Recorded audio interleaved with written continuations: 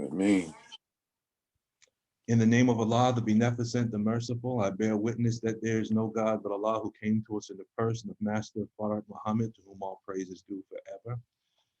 I bear witness that the most honorable Elijah Muhammad is the exalted and living Christ, and the one that has been exalted to Mahdi at the right hand of the Savior. And I bear witness that the Honorable Minister Louis Farrakhan is the Messiah that's in our midst today. It's in their names that I greet my family with the greeting words of peace and paradise. Assalamu alaikum. Alaikum salam.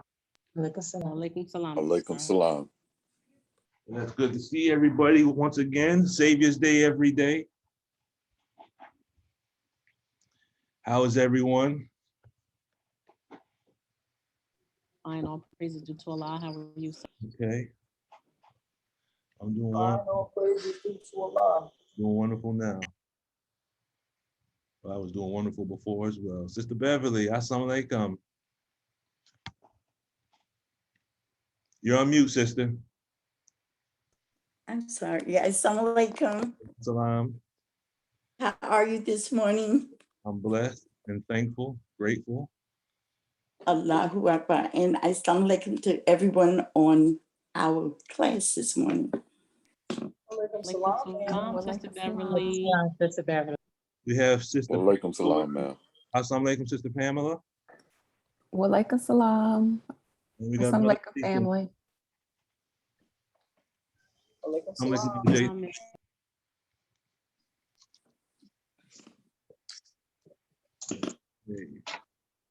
And we have Sister for connecting. Assalamu alaikum, Sister Dorana.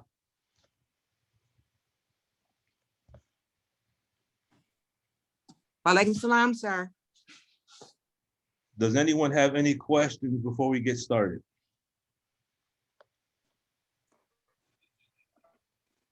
No questions.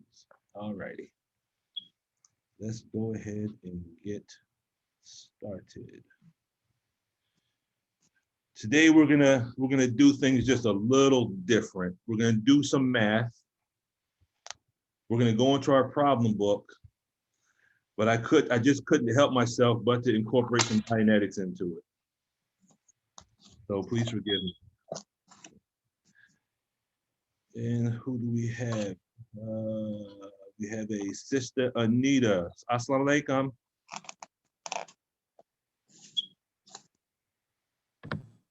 Walaikum salam, sir. And we have, no, I thought I saw Sister Cheryl. Did I see Sister Cheryl pop up? Okay. Before we get started, Sister Anita, did you have any questions about anything before we get started regarding math, science? No, not at this time, sir. Dianetics, okay. Normally what we do at the very beginning, we usually open the floor up to any questions with regards to what we had already covered. And then we start, it's like we take care of the old business and then we start the new business. Assalamu alaikum, Sister Cheryl. Alaikum salam, brother and family. How's everyone? Assalamu alaikum. Hi, ma'am. And we have Alaikum salam. Sister Denise. Assalamu alaikum, Sister Denise. Here they come. Yes, sir. How are you? Can Alaikum salam. So you hear me? yes, ma'am. Loud and clear. Yes, sir. Can you hear me? Mm-hmm. Oh, I can't hear you. We hear Hold you. on. Yes, sir. Can you hear me now? I can hear you loud and clear. Oh, you can? Yes. Okay. Okay. Okay. Yes, Oh. sir. You got a question or something? No, did you have a question before we get started? I didn't hear you. What you say now? I'm sorry. I just. That's okay. Can you hear me now? I can hear you now. No, did you have any questions before we get started? About anything? About anything? Math, science, Dianetics? I just want to listen right now. That's fine. I've been on a roller coaster ride Okay. 2 days, and And I just need everybody to kind of like, you know, say a lot, you know, just give my sister that peace, as I've really been on a roller coaster ride for a We few got days. we got to raise your tone scale. Yeah, you're gonna have to raise it real high where it's as they say, to the roof, you know, everybody to the roof. Well, we have enough theta on this line to probably boost you to 40. So that's what we're gonna do today. We're gonna try to raise some theta for you. I sure do need it today. You All know, normally I'm with that crowd that's boosting it, but I think I'm sort of in the middle of it. I had a small meltdown yesterday. Okay. So it must be something that's happening to me. It's the same thing that's happening to everybody. That's just the time that we're living in, sister. But you're in the right place at the right time. So we'll get Okay. we're And gonna Allah get your with tone Sister up before the end of the meeting. We're gonna work on getting your tone up. Go ahead, Sister Cheryl. I didn't want to cross Sister Denise real quick.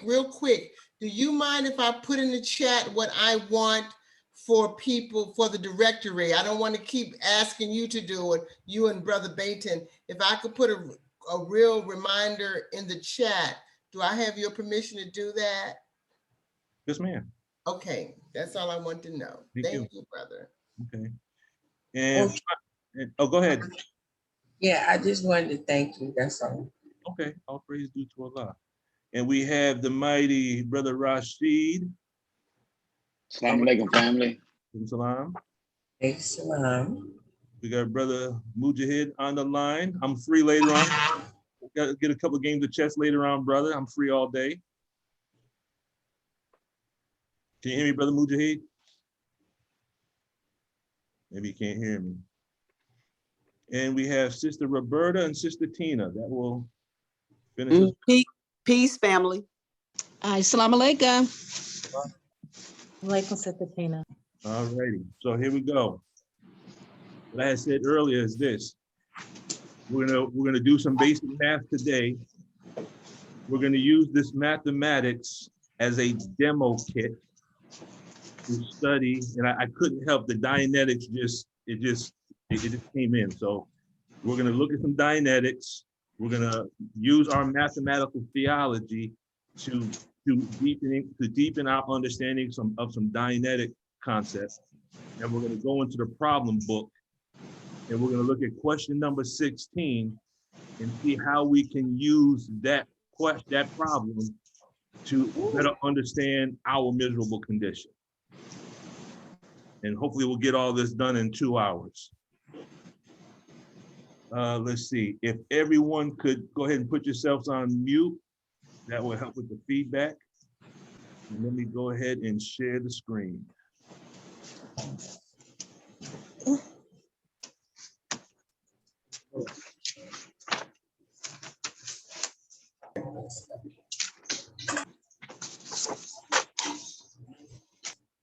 There we go.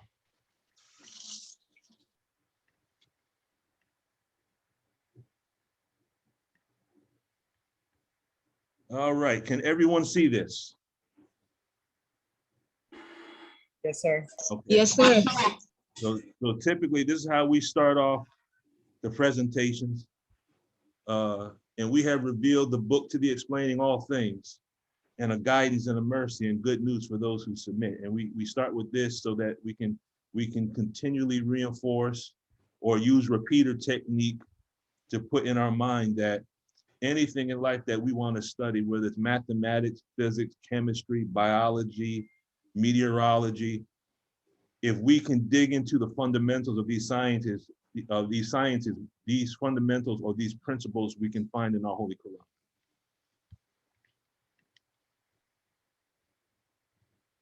So the main concept today is we're going to use mathematics as a demo kit.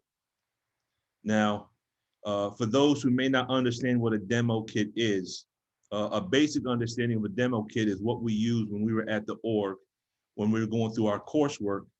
And if we were going through the coursework and we were trying to add mass to what it is that we were trying to understand, we had the little glass beads and it might have been some dice or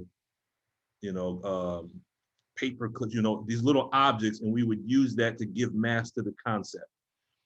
But what we do, since the universe is the demo kit of Allah, in my opinion, Allah demonstrates concepts through physics, through chemistry, through algebra, through trigonometry, whatever it is that exists in the universe.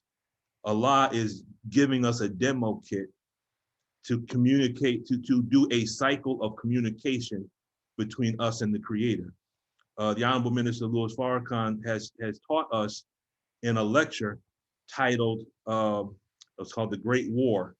He said that Allah is a scientist that speaks in the language of formulae. So the universe is Allah's means of communication. And as we study science and mathematics and physics, and as we understand, our understanding is like the completion of a cycle of calm. Does that make sense? Okay. So the learning objectives for today, here's the things that we're going to cover. There's only 4 things, if I remember correctly. We're going to deal with 2 types of thought based on the Dianetic Tech. Now, these concepts, this concept is found in what's called the Philadelphia Doctorate course. But it's not a complex concept. For individuals that have not gone up to the Philadelphia Doctorate course, you'll understand this with no problem. Then we're gonna take one basic little mathematical concept, and really it's the same concept we dealt with a couple of weeks ago when we were dealing with, when we were calculating the circumferences of all the planets based on the information in our problem book. And we're gonna use the mathematical concept to understand the concepts of thought as taught by LRH. And then we're gonna use all of this and apply it based on problem number 16 of our problem book. Okay. So Lukman, I have a question. Go ahead, sister. Yes, ma'am. Go ahead. Is the learning objective the way, no, is it the different styles of learning? Like if people learn different ways? Well, the learning objectives are basically what we're going to cover and having an understanding of these things. There's different methods or different ways that people learn. And so as I'm sharing the information, I'm trying to cover you. If you notice, I always say, do you have any questions? The reason why I'm always asking questions is because one person might get it based on their learning style. Someone else might not get it. So I want to open that door up for a question so I can answer that question based on that individual's learning style. Does that make sense? Yes, sir. I got confused with objective and style. Yes, sir. Okay. So no, the learning objectives is basically these are the goals. The goals are we want to look at 2 types of thought. We want to look at the mathematical concept, and the mathematical concept is what we already covered. So if I ask you, sister, if I said, okay, what's the formula for circumference? You would say what?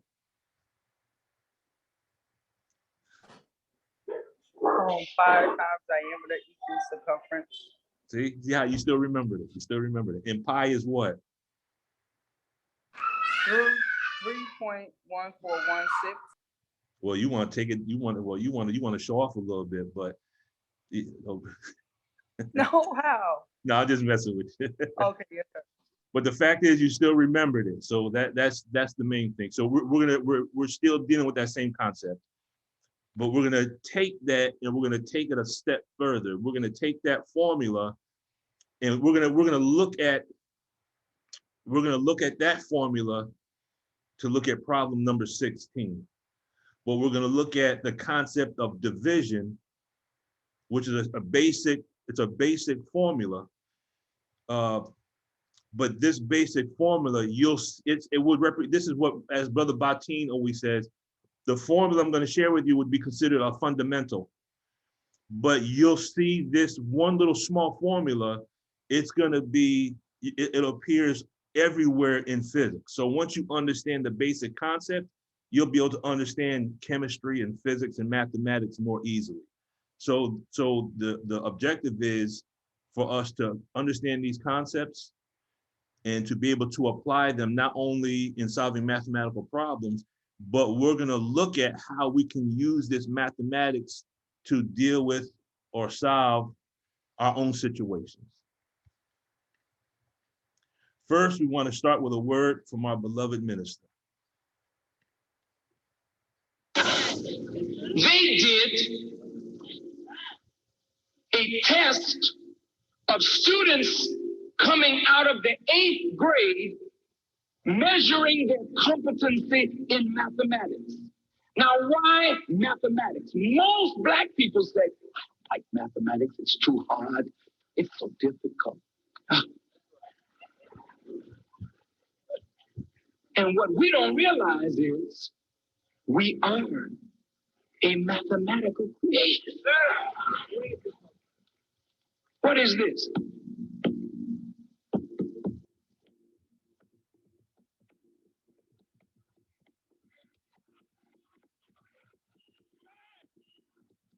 What is that? Rhythm. We got more rhythm than us.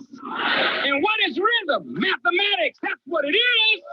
Look at the little babies on the street. Moving, brother. What is that? That's mathematics. That's rhythm. That's balance. You got it all. But you just don't know what you got. And you need the right training, the right teaching to bring it out. You just a clock. Need the right teaching and the right teachers that love you enough to bring out what God has already put within. Listen, not only am I mathematics, I am law. Yes. I function by means of law. I get up in the morning obeying a law. I walk obeying a law.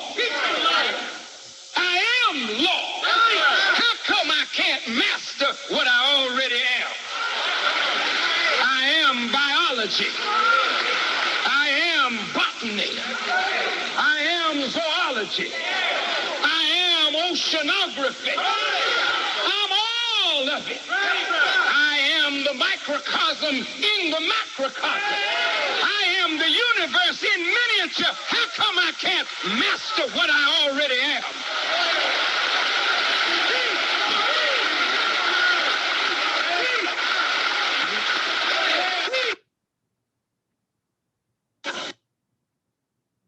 All right. Sister Denise, how's your tone level?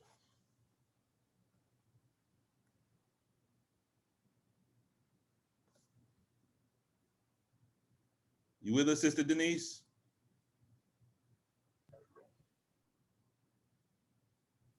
Can you hear me, beloved? Yes, ma'am. How's your tone level? You know just what to do, huh? Alive the best knower. It's like I got a booster shot. Yeah, had to get you vaccinated. Okay, thank you. I appreciate that. All right. MRN or whatever they call No, it. that's the MLF. That's the MLF vaccine right there. Oh, that's MLF. Okay, thank you for the shot. I appreciate it. Yeah. Yes, sir. All right. So thought.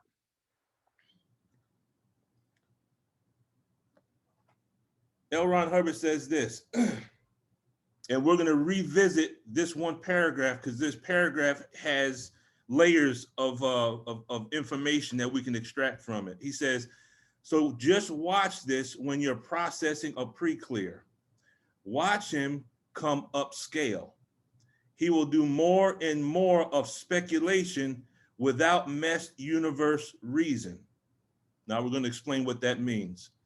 He will do more and more thinking without meshed universe reason connected with it. No driven thought. The driven thought starts to dropping out, and simply postulate level and what ifs and let's play likes start drifting in. And you get more and more of that as you go upscale. Now, the one thing about L. Ron Hubbard's books is sometimes his words, the way he phrases things, it sounds kind of complicated. Have y'all encountered that? Okay. So what we're gonna do is this. How many of y'all grew up watching Sanford and Son? Y'all watch Sanford and Son? I did. Yes, Okay. sir, I did. Okay, now remember Yes, Sanford and sir. Son? You had those two police officers, Hoppy and Smitty. And I think Smitty was the Caucasian cop and Hoppy was the black one. And then the white police officer would always explain things using complicated legal terms, and no one knew what in the world he was talking about. And then the black police officer would turn to him and explain it to them in a simple language, and they would say, oh yeah, we understand that. Do y'all remember that? Well, that's what we're gonna do. Yes, sir. We gotta Yes, sir. break this down and understand what does it mean about speculation without meshed universe reason. Once we understand that, we're gonna find that principle in the Holy Quran. And we're gonna understand what driven thought is. So those are the two concepts we're gonna explain through Dianetics. We're gonna understand these concepts through mathematics, and we're gonna find these concepts in the Holy Quran. Y'all with me so far? I have a question. What are the concepts? What concepts are you speaking of? The ones that are in red, the speculation without mesh universe reason, because we want to explain what that means. We want to clear that. We want to clear that so we understand it. And the concept of driven thought. Okay, those are the two concepts we want to deal with. I have a question. Go ahead, Sister Beverly. For those of us who may not know or need to be, what does the acronym MEST be? MES. Good question. Good question. MEST is an acronym that means matter, energy, space, and time. Thank you. In the language of Islam, we would say universe. Thank you. Yes, ma'am. So when you're dealing with MEST universe, you're dealing with not only the universe, but the laws that come along with that. So the laws of gravity, the laws of radiation, you're dealing with all those laws. Okay.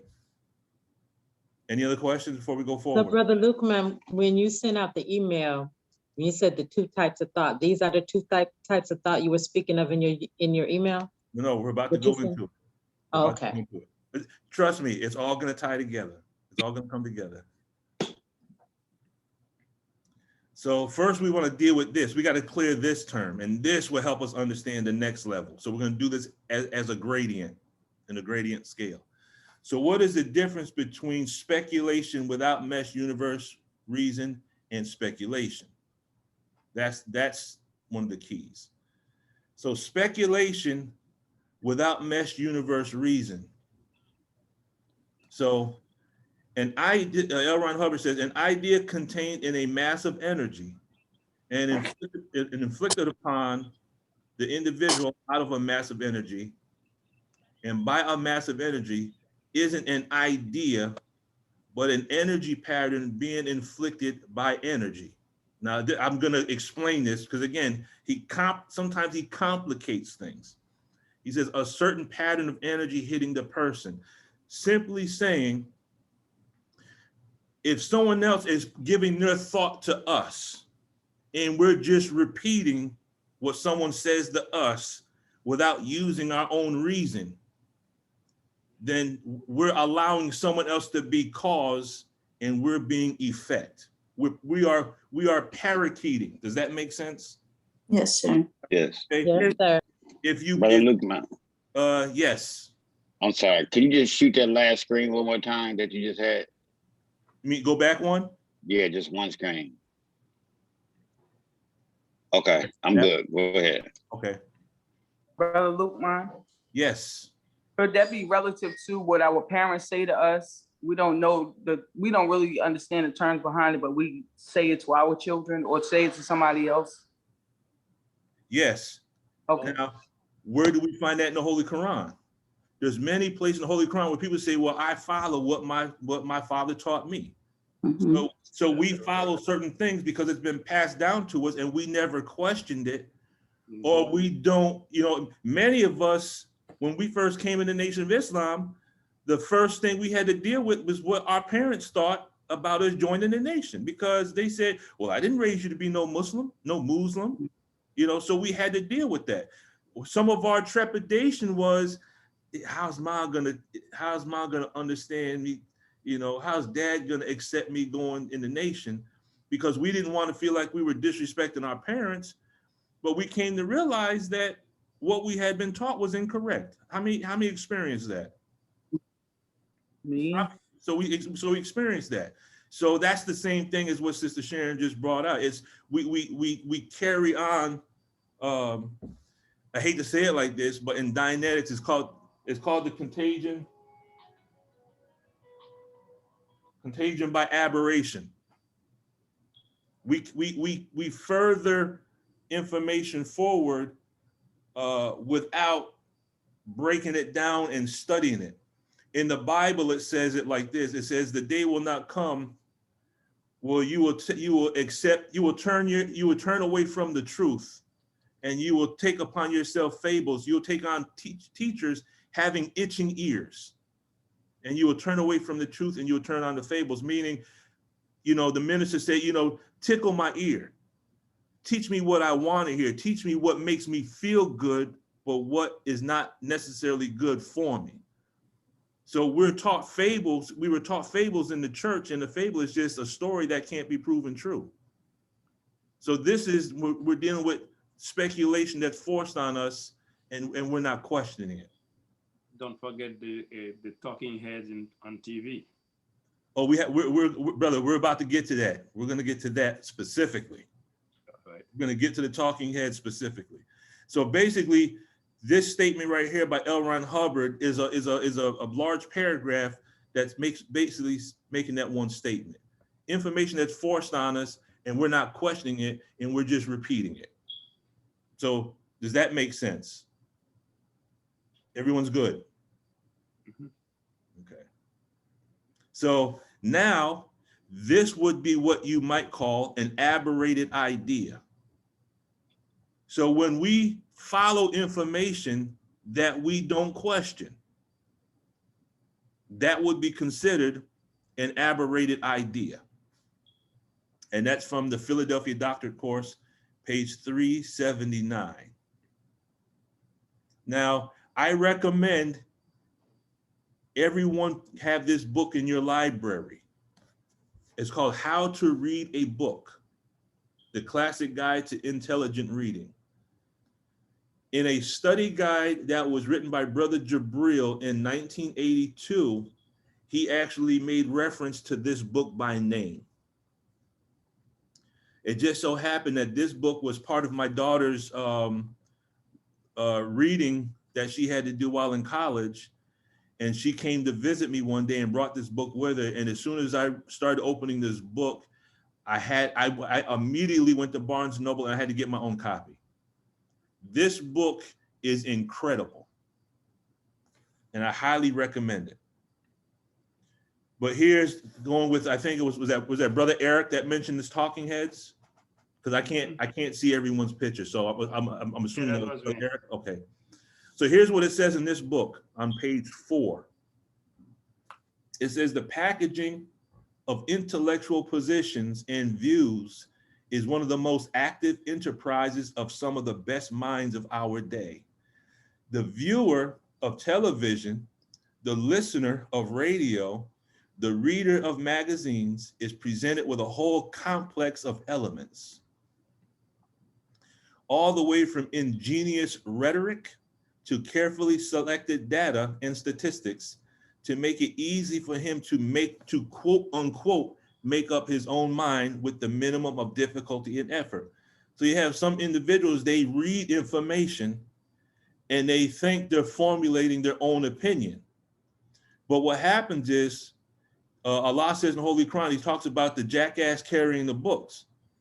And when a jackass, if you put the baskets on the back of a jackass and you fill those baskets with books and the jackass goes to the top of the mountain, what does it become, or what is it when it returns?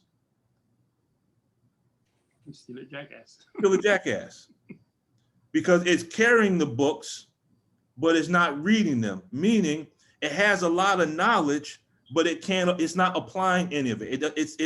It does not have the ability to apply. Actually, it's not even knowledge that he has. He is informed. He has information, but no knowledge yet.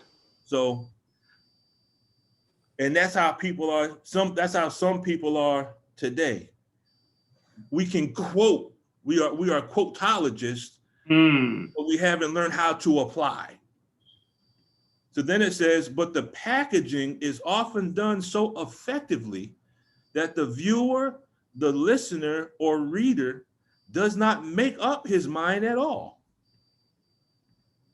Instead, he inserts a packaged opinion into his mind, somewhat like inserting a cassette into a cassette player. For those of us who remember what cassette players are, now would be, putting a CD into a CD player. Right. He then pushes a button and plays back the opinion whenever it seems appropriate to do so.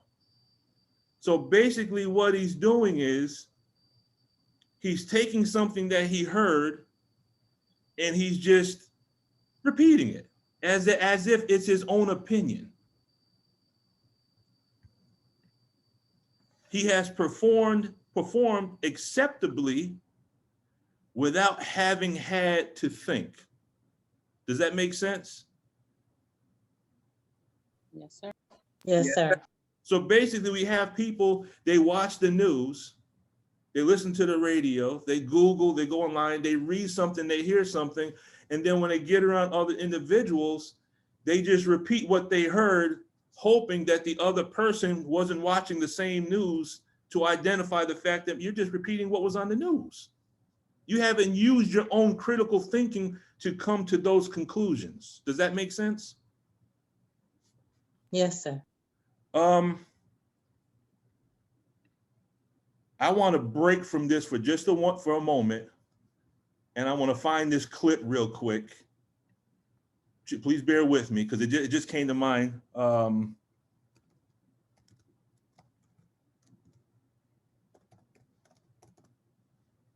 That illustrates this concept.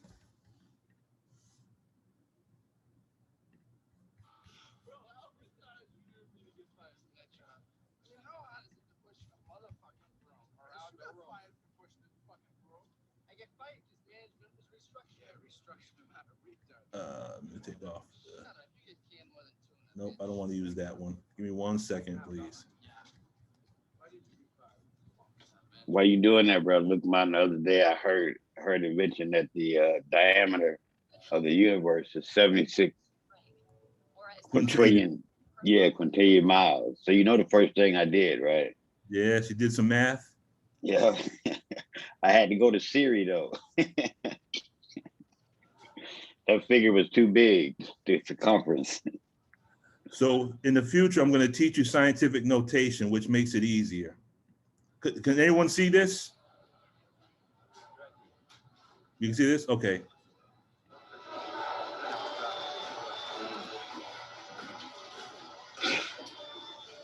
Oh, hello. Oh, hello. Hi, how are you? Fine. So do you ladies, Come here often? do I come here? I come here a bit. I'm here, from time to time. Do you go to school here? Yeah. Yeah. That's it. So I think I had a class with you. Oh, yeah? What class? History. Maybe. Yes, I think that's what it was. You don't necessarily might not remember me. I like it here. It doesn't mean because I go here, I'm a genius. I am very smart. Hey, how's it going? How are you? Good, how you doing? You want it? What class did you say that was? History. Yeah. Just history? It must have been a survey course then, huh? Yeah, it was. It was surveys. Right. You should check it out. It's a good course. It'd be a good class. How'd you like that course? You know, frankly, I found the class, rather elementary. Elementary. You know, I don't doubt that it was. Yeah. I remember that class. It was just between recess and lunch. Clark, why don't you go away? Why don't you relax? Why don't you go away? I'm just having fun with my new friend, that's all. We could have a problem? No, there's no problem here. I was just hoping you might give me some insight into the evolution of the market economy in the southern colonies. My contention is that prior to the Revolutionary War, the economic modalities, especially in the southern colonies, could most aptly be characterized as agrarian free capital. All right, of course that's your Hang on a contention. second. You're a first-year grad student. You just got finished reading some Marxian historian, Pete Garrison, probably. You're gonna be convinced of that till next month when you get to James Lemon. Then you're gonna be talking about how the economies of Virginia and Pennsylvania were entrepreneurial and capitalist way back in 1740. That's gonna last until next year. You're gonna be in here regurgitating Gordon Wood, talking about, the pre-revolutionary utopia and the capital forming effects of military mobilization. As a matter of fact, I won't, because Wood drastically underestimates the impact of social... Wood drastically underestimates the impact of social distinctions predicated upon wealth, especially inherited wealth. You got that from Vickers. Work in Essex County, page 98, right? Yeah, I read that too. Were you going to plagiarize the whole thing for us? Do you have any thoughts of your own on this matter? But is that your thing? You come into a bar, you read some obscure passage, and then pretend you pawn it off as your own idea just to impress some girls, embarrass my friend? See, the sad thing about a guy like you is in 50 years, you're going to start doing some thinking on your own, and you're going to come up with the fact that there are two certainties in life. One, don't do that. And two, you dropped 150 grand on a fucking education you could have got for $1.50 in late charges at the public library. Yeah, but I will have a degree, and you'll be serving my kids fries at a drive-thru on our way to a skiing trip. Yeah, maybe. Yeah, but at least I won't be unoriginal. But I mean, if you have a problem with that, we could just step outside. We can figure it out. Oh man, there's no problem. It's cool. It's cool? Yeah. Cool. Damn right, it's cool. How you like me now?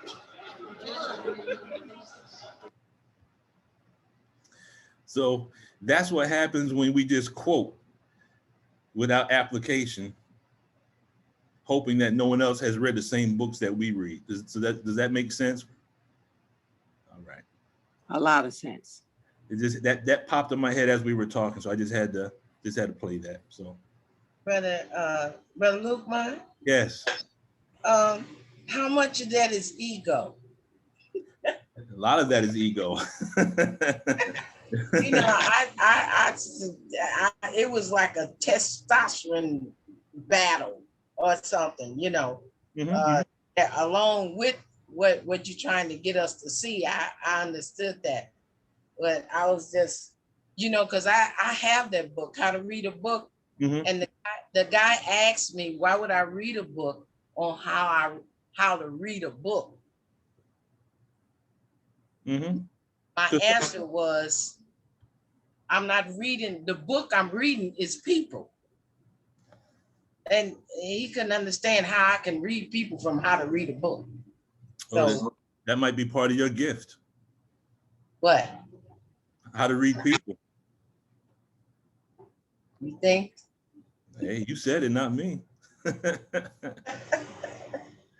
You understand? Yeah. Minister said each individual is a book. Yes. So it makes sense. Okay. But many of us read the books, but if we're questioned as to what we have just read, many of us can't share the information that we just covered because we haven't retained it. Because the way in which we're reading, some of us are reading just to get through the chapter versus reading to actually have comprehension. And one thing that I have learned is that whenever we read something, if we can't take that concept and put it into our own words, then we don't understand that concept. And that would even go with, I would say, the Supreme Wisdom, the Lessons, and the Problem book. we have the messenger's answers to those questions, and we are to study the messenger's answers. But even he said that if he were to answer those like in the modern context, he could write volumes on one question. So if we're just parakeeting those answers in the modern time, and we're not taking them deeper and putting them into our own words and applying them, then we're doing our own lessons a disservice. That's what I said. Brother Lukman, Yes, ma'am, Sister Beverly. also it's in the Quran, said none understands it except those who have a comprehensive knowledge of it. And even at that, they all know it's from Allah. They all know it's all from Allah. Brother Lukman. Yes, Sister Sharon. Yes, sir. I remember when I was in 10th grade, I had a analytical thinking class. And the teacher asked me to read something when I was done. She said, now put it into your own words. I said, what are you talking about? I couldn't remember what I just read. She was like, do you remember what you just read? I said, no. And she told me then what comprehension was. So I really couldn't comprehend until I was in the 10th grade. And I was just like, wow, I never knew that I had to read and remember what I read and understand what I just read. Mm-hmm. So praise be to Allah. Keep in mind the educational system, and I'm speaking in general terms. The educational system is not educational, it's indoctrinational. Indoctrine means you put a doctrine into someone. The Honorable Minister Louis Farrakhan teaches us that when you deal with education, he says the root word is educo, which means to bring something out of. So true education means I present the information. The true education is a cycle of calm. I present the topic to you, now give it back to me in your own words. So then as the student is giving it to the teacher in their own words, it's a possibility that the student has now become the teacher and the teacher now becomes the student, because the teacher can say, wow, I didn't look at it from that perspective before. But teachers, and again, generally speaking, teachers have such an ego that when they teach you, you know, how dare you try to give me information? I already have a PhD and you don't, so you can't teach me nothing. That's ego. But if the Honorable Minister Louis Farrakhan can sit and have people share information with him about science and law, you know, that is a sign of his humility. But then a sign of his teachership shows that he can take topics just by listening and then take that same topic that you presented and then complete a cycle of calm to take that to another level. Does that make sense? So we all have that ability. We all have that ability. But the educational system is not designed, at least for us, because then we would become wiser than the teachers. And if we're wiser than the teachers, we can't be ruled. Does that make sense? Yes, sir. All right, praise be. Yes, sir. You just gave me a lesson, Brother Lukman. By Allah's grace. Yes, sir. Go ahead, Sister Jocelyn. Oh, I was just going to offer too. One of the things that I appreciated most about the messenger, he taught us, and this is how I went through school. I challenge teachers all the time. He taught us to not accept anything at face value. And if you don't accept it at face value, just because the teacher is telling you, that doesn't make it true. They have to, they have to prove it to me. And when the minister taught us that our minds were created to receive truth, whenever I heard something and my mind didn't agree with it, I challenged it until I got to the point that it was acceptable to me. So I don't know. I just appreciate that the messenger taught us not to accept anything at face value. And then that's, to me, brings the lesson that a devil can't fool a Muslim nowadays. That's right. And it also, as you're going over this, it's making me think about the value of not plagiarizing, because when we plagiarize, we're really denying the God within. Yes. So when you're forced to, put stuff in your own words, that's manifesting who you are. Yes, ma'am. Yes, ma'am. In response to that is this. One of the reasons why it's so important for us not to plagiarize. Is exactly what you're saying. You got to find your gift. Now, I use this as an example. Sister Denise, I see your hand. Just give me 1 second. If you listen to the music today, now this is my opinion, it sounds like cookie cutter music. It all just sounds the same.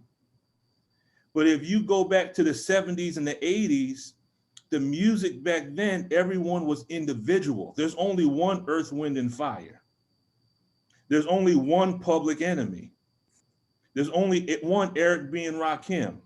There's only one KRS-One. You can't find anyone that sounds like that. But when you listen to music nowadays, you can't tell who the artist is because it all sounds the same. So then those that plagiarize, within a couple of years, they're written out of history. You won't hear nothing from them again. But you still know who Earth, Wind, and Fire is. You still know who Bob Marley is.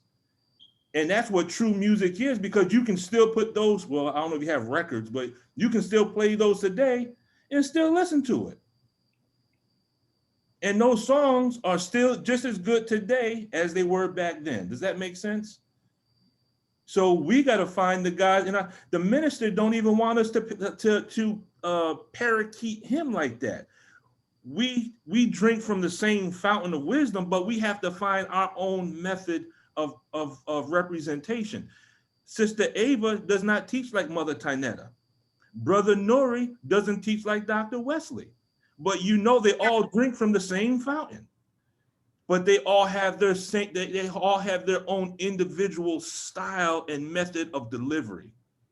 And that's what makes their teaching style, their representation so powerful. They're not trying to imitate anyone. They have found their own style and their own method. Does that make sense? Sister Denise. Yes, sir. I was thinking about what the messenger told the minister. I don't know if you mentioned it about, don't worry about how I say it, just take what I say and put it into that fine language of yours, and how he was singing Billy Einstein songs and someone told him, I didn't come to hear Billy Einstein, I came to hear you. Yes. What do you sound like? Yes. And right now my thought is being, because I was in the teaching field, and there came a time where I had to give them back, regurgitate or whatever, back what they gave me. And I couldn't give it back to them because I had a different thought process, being part of the nation, mm-hmm. and the teachings and the classes and the listen to the minister. It was as if whatever the filtration that we have from the messenger's teachings, and if it didn't filtrate through that, it filtered to that, through that process, my brain kicked it out. It's like, no, you don't need this. And so I couldn't, and then someone said, you have to give them back their brain. I said, but if their brain was never in my head, how could I give them back something I don't have? You understand what I'm saying? Yes, and I bear witness to that. So it was like, I'm not their teacher, I'm not their student, I have another teacher that I'm a student of. Mm-hmm. So I'm just thinking about that as you were saying that, all these thoughts start racing through my head. Yes, ma'am. Yes, sir. In the Holy Quran, Allah says this, that if we submit, that he will grant us a garden, the size of which is the size of the universe. So now when we look at the size of the universe, our lessons teach us that the diameter of the universe is 76 quintillion miles.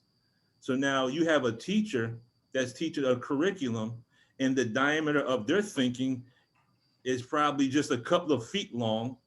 And you sit under Minister Farrakhan for 10, 15 minutes, and he's already expanded your mind to thousands of miles.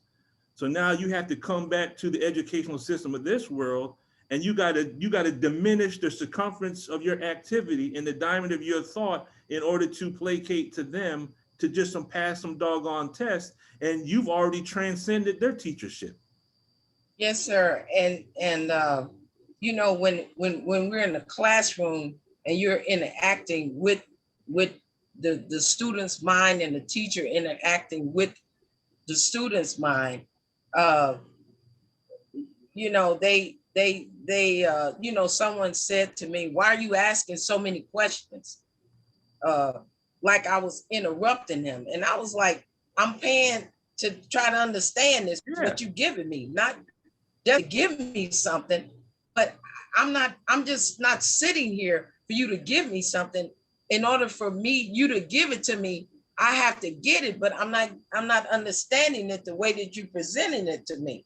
You know, so, and I paid for it. So I didn't pay for just anything, for you to help me understand what you're giving to me. If you understand what I'm saying. No, I understand. You're paying okay, the money. You want to understand the subject.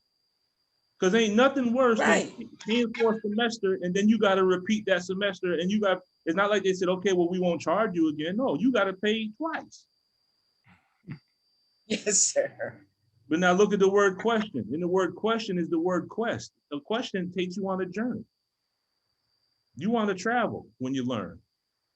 Sister Beverly, I saw your hand up, sister. Did you still have your question? Well, yes, sir. But my question relates back to the Goodwill Hunting clip that you just showed. It brought it back into my mind. A pioneer who became a Muslim in 1933 and knew the messenger used to tell my husband and I this formula, and it's so relevant today because that's what you're talking about. He said the messenger would always tell him as he went and helped the messenger set up different temples.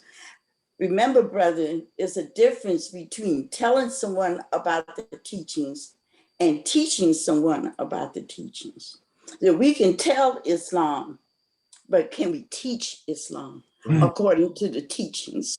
So I just wanted to share that because it resonated so deeply when you were explaining comprehension. That's a jewel. Thank you, Beverly. Brother Eric. Yes, sir. I think we are getting very deep this morning. We haven't even gotten into Not that we have not. Oh, but things are so deep. First of all, the garden, right? And you just recite that Holy Quran passage about the universe, or big that garden would be. But the truth of the matter, in the word garden, you have the word God, G-A-R-D-E, which is a French word. When translated in English, is G-U-A-R-D. Go ahead, brother. So that means being in the garden put us in the position of a God. And remember, I don't remember exact Holy Quran passage where you were made to be a watchman. Okay, so a God is a watchman. So that means, and who you got to watch first? Yourself. Okay, now that means you have to pluck all the weeds out of you so that you can become that person that Allah comes to make us. So now, once we can get to that level, so now we have the duty of plucking the weeds out of our neighbors, of our friends, of our relatives, families, and all of that. So now when this garden is free of those impediments, of those bad thoughts and energies, so we are in heaven because that's where we found our forefathers. Adam, he was raised in a garden. Why? Because the nutrition he was having from the mouth of God was pure. So now we have to return to that point. And this is what the world of the Muslim Elijah Muhammad has become, because he was also taught by God. And now he's teaching us to become a God. We say nominally we are God, but in functions, we are not that yet because we don't have the full knowledge of self. And once we get that knowledge of self, we can access all the kingdom. There's so much more. Yes, sir. Praise be to Allah. Praise be to Allah. All right, you're getting applause for that one, brother. Sister Tina, you're up. Praise be to Allah. Yes, sir. Sister, I think that was Sister Beverly who just said something. Yes, ma'am. And she said about telling and teaching. And I'm starting to pay attention to words within words. Like you said, question, there's quest. And so in teach is the word each. And it made me think about, it's not just telling, but it's being, it's applying. And that's the big part of teaching. Each one has to be what it is speaking about. So when, so when she said teach it, I saw the word each in there. So I found that very interesting. So thank you, sister, for that, you know, because it makes me see how important it is for us to exemplify these teachings, because that's how we teach. We have to be what we say. So thank you. Allahu Akbar. Brother Lukman, yes, ma'am. If I may, also one of the jewels that is so awesome about the teachings is that we become God while we're going through the process. It's just degree by degree of how we become a God. But even someone who has been in the nation for a short period of time is in the process, if they're going through the process correctly, able to bring forth out of teaching and learning from self-learning and teaching with application of the teachings to be able to resurrect others as well. So, you know, sometimes we make a mistake and think we're in the process and it's not going to really happen to us until we get to the goal, the final goal. But we cannot play the process cheap either. The process of becoming is as powerful as becoming, because it's all involved in the evolutionary momentum and transition from being dead to living. Yes, ma'am. All praise due to Allah. Sister Jocelyn, you look like you have something on your mind. Okay. All right. No, just absorbing. Okay, good. Okay, so this cassette tape in someone's mind. So when individuals speak against the Honorable Minister Louis Farrakhan, that can be considered driven or aberrated thought. So that's what driven thought is. Driven thought is aberrated thought. Why? Because they are only little CD players with someone else's disc playing in their mind.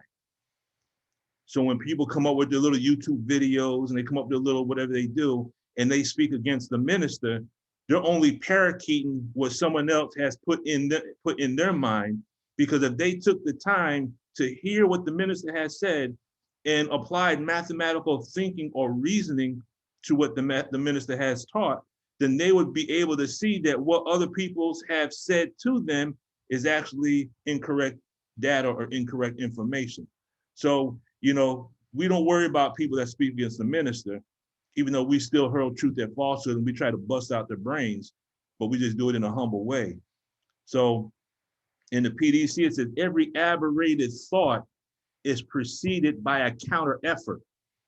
And that is true. Then he said, because you can run down the track on any aberrated idea a person has and find that idea all wrapped up in energy for which he has taken no responsibility and which therefore has command value on him.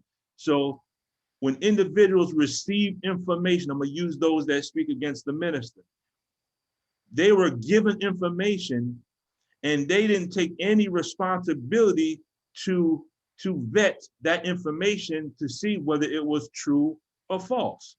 So because they have information and they took no responsibility for the information, that information now has command value over them. They think they are wise because they have information, but really they have actually become an effect of someone else's cause. Does that make sense? Okay. Yes, sir, it does. Okay, praise be to Allah. So let's see where the concept of driven thought is actually found in the Holy Quran. And some of them are illiterate. They know not the book, but only from hearsay, and they do but conjecture. Holy Quran, Surah 2, verse 78. So conjecture is the same as driven thought, which would be the same as aberrated thought. Then it says, and certainly those who differ therein are in doubt about it. They have no knowledge about it, but only follow a conjecture. Now let's look at conjecture for just a moment. One thing Minister Farrakhan has spoken about, he spoke about Columbus being half original. And he said Columbus had half knowledge. Has anyone ever heard that before? Yeah, he said it. So now let's look at the half knowledge of Columbus. Columbus wanted to get to the riches of the East, but the Muslims were there. So Columbus decided, in order to go east, I got to go west, because he was trying to bypass Islam. So he went west to go east, thinking he could go around or circumvent Islam and come up on the other side. And as a result, he got lost, right? Well, that's what individuals do when they want wisdom, but they don't want to come through Islam to get it. They want to quote the lessons, but they don't want to strive at the discipline. So they want to go west to go east. They become little Columbuses, and where they wind up, they become lost in what they do. So if we really want the wisdom, the minister is the door. We have to come in the same way that the minister came, in the same way that the messenger came. We have to come through the discipline of Islam to get the riches of the East, but we can't try to circumvent Islam to get to the riches, because then we become lost. Sister Denise. Go ahead, Sister Denise. Yes, sir. So how does the revealed word of God, then I guess they really lost.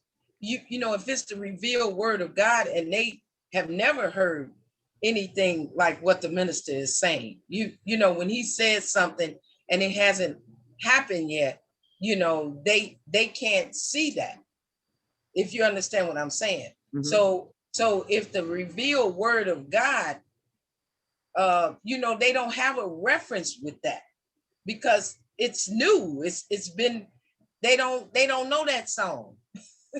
But it's a whole brand new song, with the different melodies, a different beat, everything. And so I guess you lose them completely with the revealed word of God, until they see it, until they, I don't know. You understand what I'm saying, brother? I understand what you're saying. Okay. When an individual, this is I'll use myself as an example, but this is my opinion. When a person, because there's a verse in the Holy Quran, and the way it's versed, I always remember like this. It says, Allah allows the sun to, no, it doesn't say this in the Holy Quran, but I've heard this before. Allah allows the sun to shine on both the saint and the sinner. So Allah is merciful. He opens the doors of mercy to everyone. If a person's intention is to become a better person, Allah will put a person in their path to introduce them to the minister. And if that answers part of your question. There's another saying that when the student is ready, the teacher will appear. Unfortunately, when we're in the mosque, at the end of the mosque meeting, the question is always asked, how many of you believe that what you heard was good for us and our people? Everyone raises their hands. Then the next question is asked, how many of you would like to join? Maybe one hand goes up. So we know, so at that point in time, judgment begins, because the truth was given to us. We acknowledged that it was the truth. Now the responsibility is on us. Some of us join the nation, and some of us may not at that point in time. But I'm a firm believer that Allah is so merciful that he'll give us a little time. But then a time comes when, sometimes there's a verse in the Bible that always comes to my memory. And it talks about them going to John, and they said, are you the one? John says, no, I baptize with water. The one who comes behind me baptizes with fire. And I remember reading that verse, and it reminds me of my father, my biological father. There might have been times when I was running through the house or doing stuff I had no business doing. And my father would say, will you stop running in this house? And then that was a baptism of water. He was telling me to stop running. Then I might have ran through a second time. He said, didn't I tell you to stop running in this house? I got my second baptism of water. Then I keep playing in the house. And then the third time, if I have to tell you one more time to stop running in this house, next would come the baptism of the what? The spanking. That's the baptism of the fire. Fire. So Allah baptizes us with water. That's mercy. But sometimes, children we don't learn well through mercy.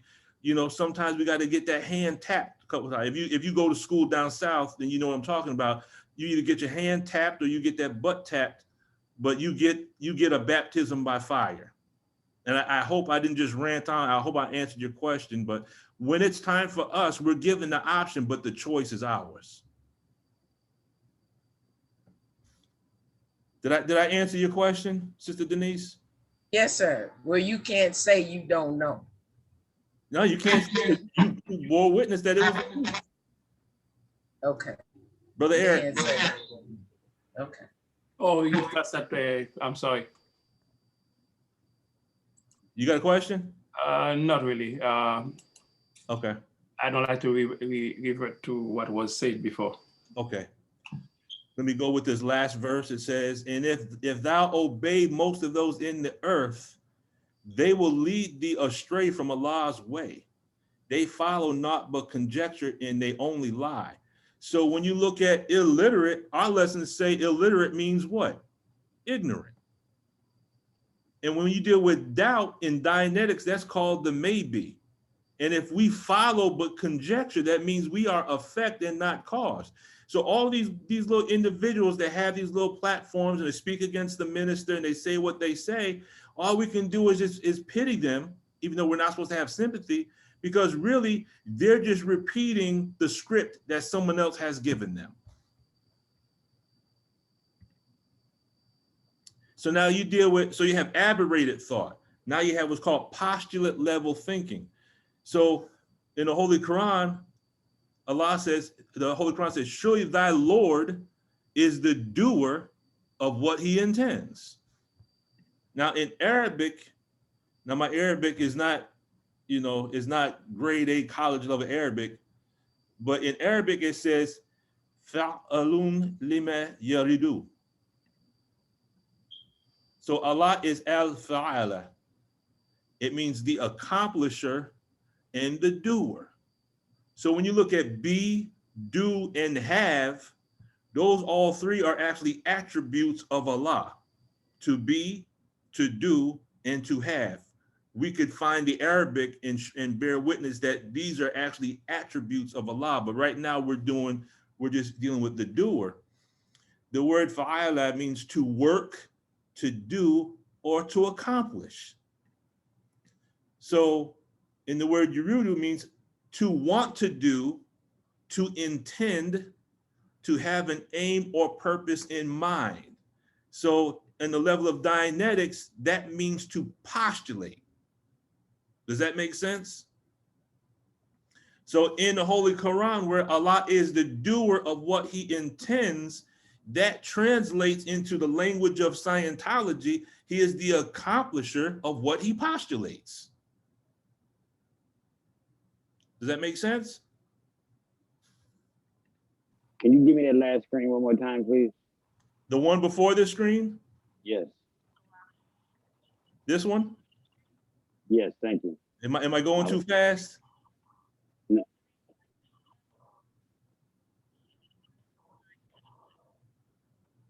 No, I'm multitasking. Go ahead. Okay, you all set? Yes. Okay. So he postulates, talking about Allah, in cycles of history equaling his own circumference. So Allah writes his history in 25,000 year cycles. He postulates that far into the future, and then he arranges everything to take place to bear witness to what he postulates. So this shows that postulating, and this is not taking anything away from Scientology, but postulating, when you deal with the mathematical aspect of what it is, it's already in our lessons, Lost Found Muslim lesson number 2, question number 1. He writes his history to equal his home circumference, a year to every mile. And if you notice the word cycle of history, when you get into Dianetics, everything is a cycle of something. Cycle of communication, cycle of action. You have what's called a cycle or an anatomy of a failure. So you see cycles pop up in Dianetics in a lot of different points. So the summary for just that part, this was all just the foundation. There are 2 types of thought. Driven thought, that where the universe is the cause and we are effect. So the universe can do certain things, people can say certain things, and it triggers in us a response. So we are reactive. Whereas a postulate is we are the cause and the universe is the effect. So we say kum faya kum.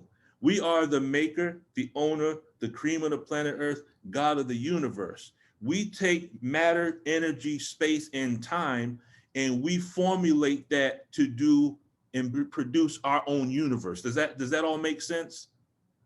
Okay. Now let's get into the math. Here we get into the math, finally, after all that. We're going to use a basic rule of division.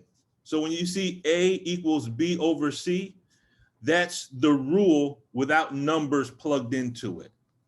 Okay, so we're going to plug some numbers into this. So I'm going to assume everyone understands division. And if you don't, that's fine. We can work on that. So if I said, if B equals 18 and C equals 6, then A equals 3. Do we understand that?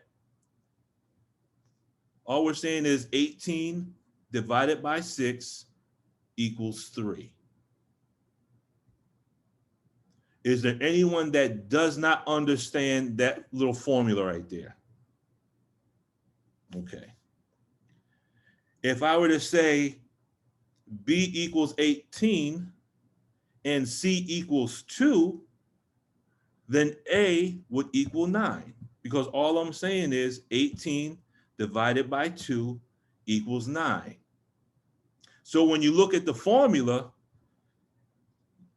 later on down the road, when we get into algebra a little bit deeper, we're going to show how you can take this and translate it into English, or you can take English and translate it into a formula. And we're going to actually go into the Holy Quran and find verses and actually translate the verse into mathematics. Y'all with me? Now, if I said, if B equals 24 and C equals 6, then A would equal 4. Does that make sense? Now, here's the critical moment. Now watch this. If you look at the first one, 18 divided by 6, that equals 3, correct? Now, in the second one, we decreased C from 6 to 2. So we said 18 divided by 2 equals 9. So as C decreases, what happened to A?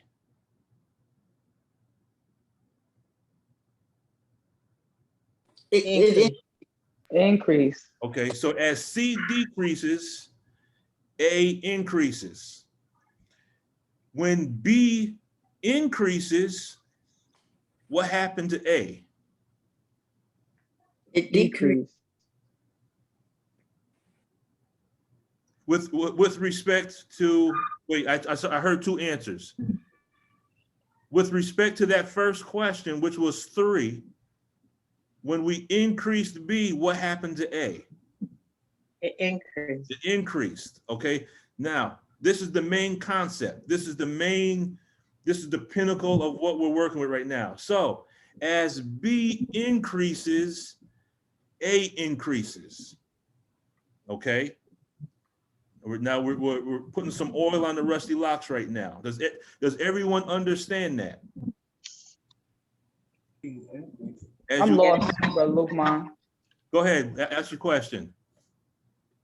You have a question? If you could go, yes, sir. If you could go back to the other screen. Okay. Now, for the last one, you said if B equals 24, you said as B increases. You see how these two numbers are the same? Oh, wait a minute. You see how these two numbers are the same? Okay, yes. So I'm keeping these numbers the same, but in this one, instead of saying 18, I'm saying 24. I increased the top number, I kept the bottom number the same. So as I increased B, what happened to A? It went from 3 to 4. Okay, I see you were doing a comparison for the first one and the third one. You see the comparison? Okay, yes, sir. Okay. I got it. So the way this rule works in mathematics, when you have a basic formula like this, and this is just a real basic A equals B over C, this is division. B is our numerator. As you increase the numerator, the A, which would be called your quotient, increases. So the two numbers increase at the same, they'll increase with respect to one another. But so when B decreases, then A will decrease. Okay. But now on the flip side, if I increase my denominator, and if you don't get this all at one time, don't worry. As time goes on, we're going to keep revisiting these concepts, and it'll be just like second nature. As C increases, A is going to decrease. So part of your homework will be to experiment on this by plugging in different numbers. So the more you practice, you'll understand this concept. As C decreases, A increases. So in other words, B is directly proportional to A, meaning as one increases, this also increases. C is indirectly proportional, meaning as C increases, A is going to decrease, and vice versa. Okay. Sister Ania. Assalamu alaikum. Wa alaikum salam. As you said that about as C decreases, oh no, sorry. Okay, wait a minute. Let me go back. Maybe my thinking is off. Hold on. Well, this is math. You got to try to understand. Yeah, this. I know. Right. I'm with them. Yeah. You gonna? Oh no, that's okay. You good? Yes, sir. I'm good. Okay. This screen right here is the key. If you don't understand this fully right now, practice this screen right here by plugging in different numbers. And the more you practice, the more the concept, go back to the beginning, go over it again and pick up the additional data you can make contact with. The more you practice this, if you don't fully understand it now, practice this. Practice this right here to understand this formula. Because this formula, we're about to use it for something else, okay? Now we're going to use this formula as what's called a demo kit. Now there's a quote by Neil deGrasse Tyson. He says, math is the language of the universe. So the more equations you know, the more you can converse with the cosmos. I thought that was a real interesting quote. So now, here's what we're going to do. See, you couldn't ask this question in school talking to your mathematics professor because they wouldn't understand what you're talking about. But what if concepts could be used instead of numbers? Because the formula represents a law of the universe. This is a law. This is something that Allah has already put into motion. So what if we change this formula into concepts? So now we're going back to the original statement. The driven thought starts dropping out, and simply postulate and what ifs and let's play likes start drifting in, and you get more and more upscale. So now look at driven thought drops out. So there's a relationship between the driven thought as the postulate comes in. So as the postulate comes in and increases, what happens to the driven thought? Increases. It decreases. Okay. So what would happen if driven thought increases? What happens to postulates? Decrease. They would decrease. See, are you starting to see how this flows? This is called a flow. So y'all are with me so far? No, sir. I'm not with you. Okay. Where are you placing those concepts in the equation? Oh, I'm about to show you. I'm trying to go in gradient steps. Okay. So if driven thought, which we said was aberrated thought, okay, aberration, or driven thought is thought without mathematics, we could say. A postulate is a thought with mathematics. So as we postulate and our postulate increases, what happens to the driven thought? That decreases. Okay. And then we get more upscale, which means we go where on the tone scale? Upward. We go upward. Okay. If we decrease our postulates, what does that do to the driven thought? That increases. Increases it. Which direction do we go on the tone scale? Down. We go down. Okay. Okay. Now. Yes. So now, when we deal with what if, which is what we're doing right here, what if, these are called theta postulates. And a theta postulate is a postulate made without regard to evaluations, conclusions, or time. A postulate is like a revelation. And sometimes it's good for us to keep our thoughts to ourselves, because sometimes other people may not like our thoughts and they will try to get us to get rid of our thoughts, because our thoughts actually outshine or outshine them. Does that make sense?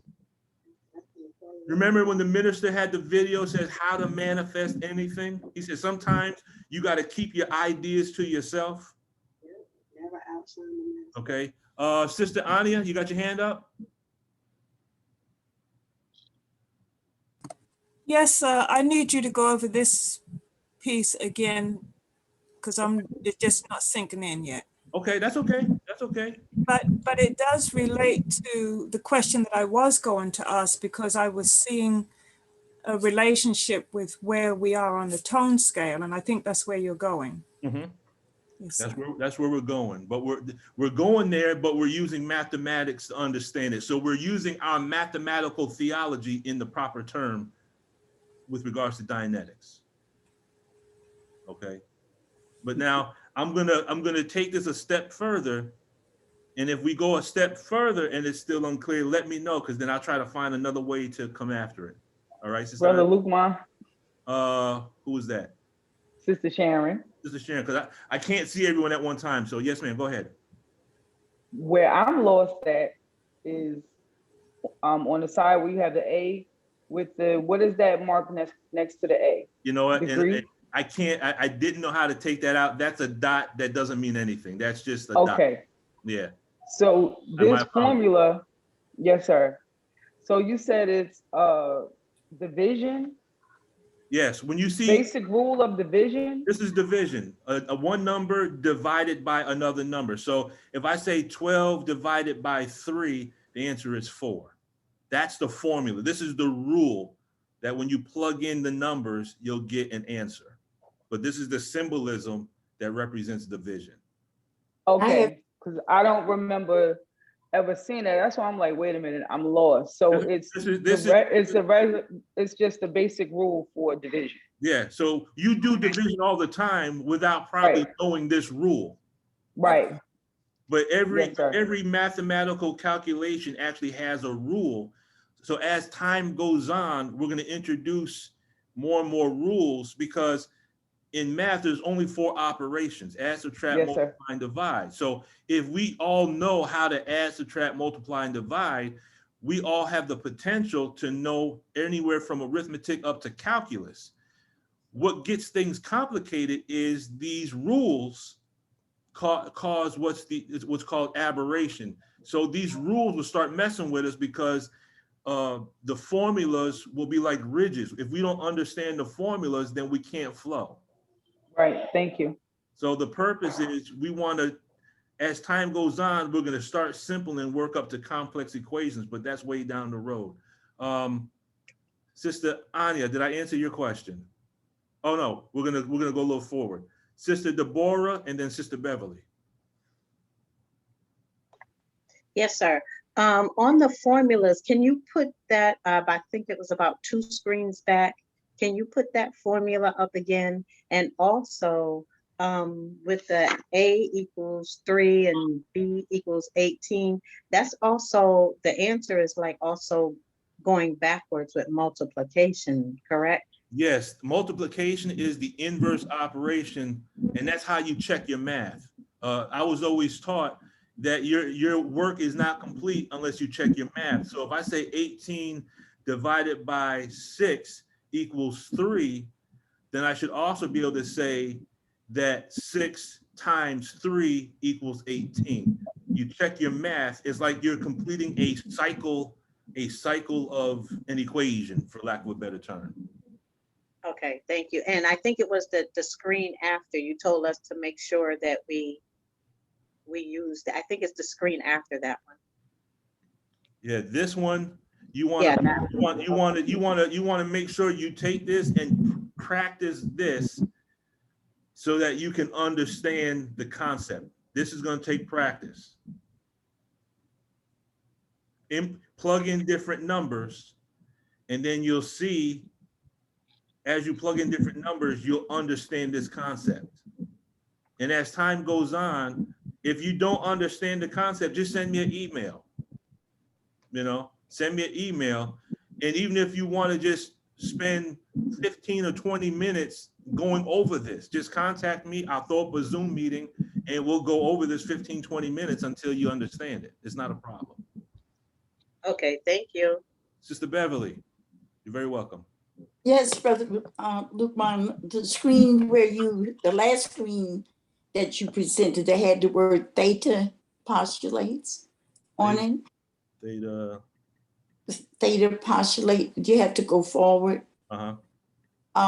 Could you clear my mind, please? Because that one, the postulate and how it relates to theta postulate, because I'm looking at postulate like a noun, theta postulate a pronoun, a proper noun. Is my thinking in that correct? Well, a postulate is, for example, a postulate is, you say, okay, I'm gonna do something tomorrow. So in our language, rule number 3 says that we have to speak past, present, and future tense being perfect. So when we speak in a perfect tense, we're speaking about cycles of action that have been completed. We're talking about what we have done.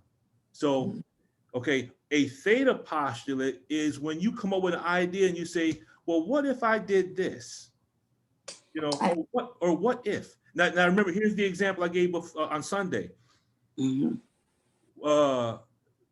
Back when I was about 10 or 11 years old, I used to like roller skating. And I said, I remember at that, I still remember it. And but at that age, you don't think about patents. At that age, I said to myself, what if I took my roller skates and put all my wheels in one line? So I had the idea for rollerblades about 10 years before rollerblades even came out, because I had a what if moment. Allah gives us what if moments as an answer to a prayer when we say we want luxury, money, good homes, and friendships in all walks of life. He'll give us the what if moment, but we got to manifest the idea into reality. So that what if idea, that would be a theta postulate. It's a postulate that comes out of the blue. You don't know how you're going to manifest it. You never even thought about it. Mhm. But the thing is, just step out on faith and do it. And then Allah opens the doors up. When we take one step towards Allah, we're taught that Allah does what? He takes steps towards us. And in Dianetics, are there other types of postulates other than a theta postulate? Yes. Okay. You can have if I remember correctly, I think there's one type of a postulate, and I can't remember the exact terminology, but I know it's a postulate where we go after things that we have no business going after. It's like we do when we are, I don't want to use that term conniving, but when we are No, go right ahead. I'm sorry. When we have a desire to do something we have no business doing, and we're using deceptive intelligence. Deceptive intelligence could be considered like a negative postulate. Got it. Okay. Brother William, you're very welcome. Brother William and then Sister Keisha. Yes, sir. I may have a simple way to help us all to remember this formula and rule. When I look at it and I'm following in the pattern that you've highlighted for us that Master Farad Muhammad taught in pictures, when I look at it, if in my mind, if I put the B directly next to the equals, and then whatever happens to B happens to A, so that if B goes up, A goes up. And then if I look at it in that configuration, the C is now a little lower, and I say that, well, whatever's underneath or underneath that division line, then is the opposite. So if C goes up, A goes down. If C goes down, A goes up. That ordering, by looking at it that way, helps me to keep straight how those different variables affect each other. Yes, sir. Yes, sir. That's exactly right. Thank you for that, Brother William. Sister Keisha. Yes, sir. So like the theta postulates reminds me of Yakub playing with the steel. Yes. Okay.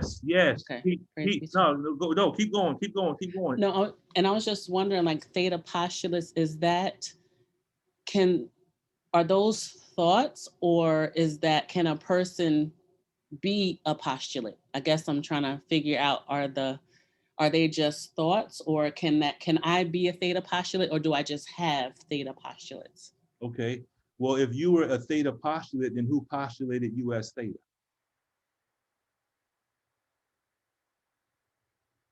Yes, sir. Thank you. Who are you a postulate of? Allah. If the Most Honorable Elijah Muhammad says the first God who created himself from triple darkness is no longer here, but his person exists in his people today, could that mean that you were, in the language of Dianetics, that you are in the present time a theta postulate made by the original God 76 trillion years ago? It's something to think about. Yes, sir. Thank you. That's a what Praise if. be to Allah. That's yes, a what sir. if. Now, watch this. What happened to your tone when you asked that question?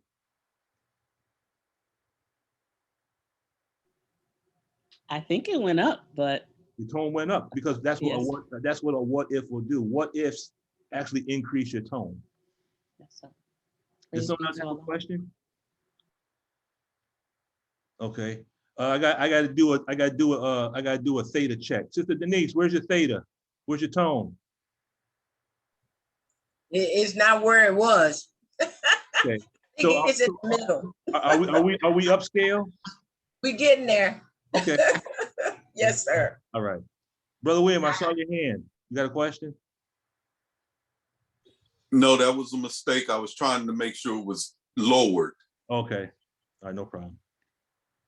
So now, with regards to theta postulates, one of the reasons why you don't tell people your ideas all the time. There's a saying, and this has stayed with me for many, many years. It says, the man who says it can't be done should not interrupt the one who is doing it. Go ahead. But for the sisters, I had to find one for the sisters. It says, the man who says it can't be done should not interrupt the woman that's doing it. Now, let's throw some concepts into this and see if we can do the math. So the driven thought starts dropping out, and simply postulate and what ifs and let's play likes start drifting in, and you get more and more upscale.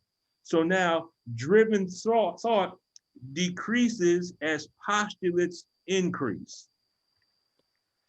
Aberration increases as driven thought increases. So let's take this formula. So if A equals aberration, B equals the driven thought, and C equals postulates, then we rewrite the equation like this. Same formula, but we're using concepts and not numbers.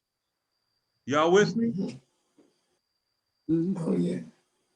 So now we have A is aberration, B is the driven thought, and C is the postulate. Oh, let me go back. The A and the B and the negative. So now, look at this formula.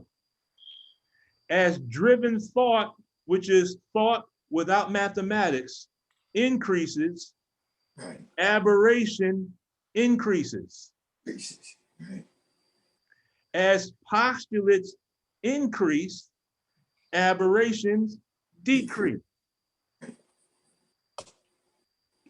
As postulates decrease, aberrations increase.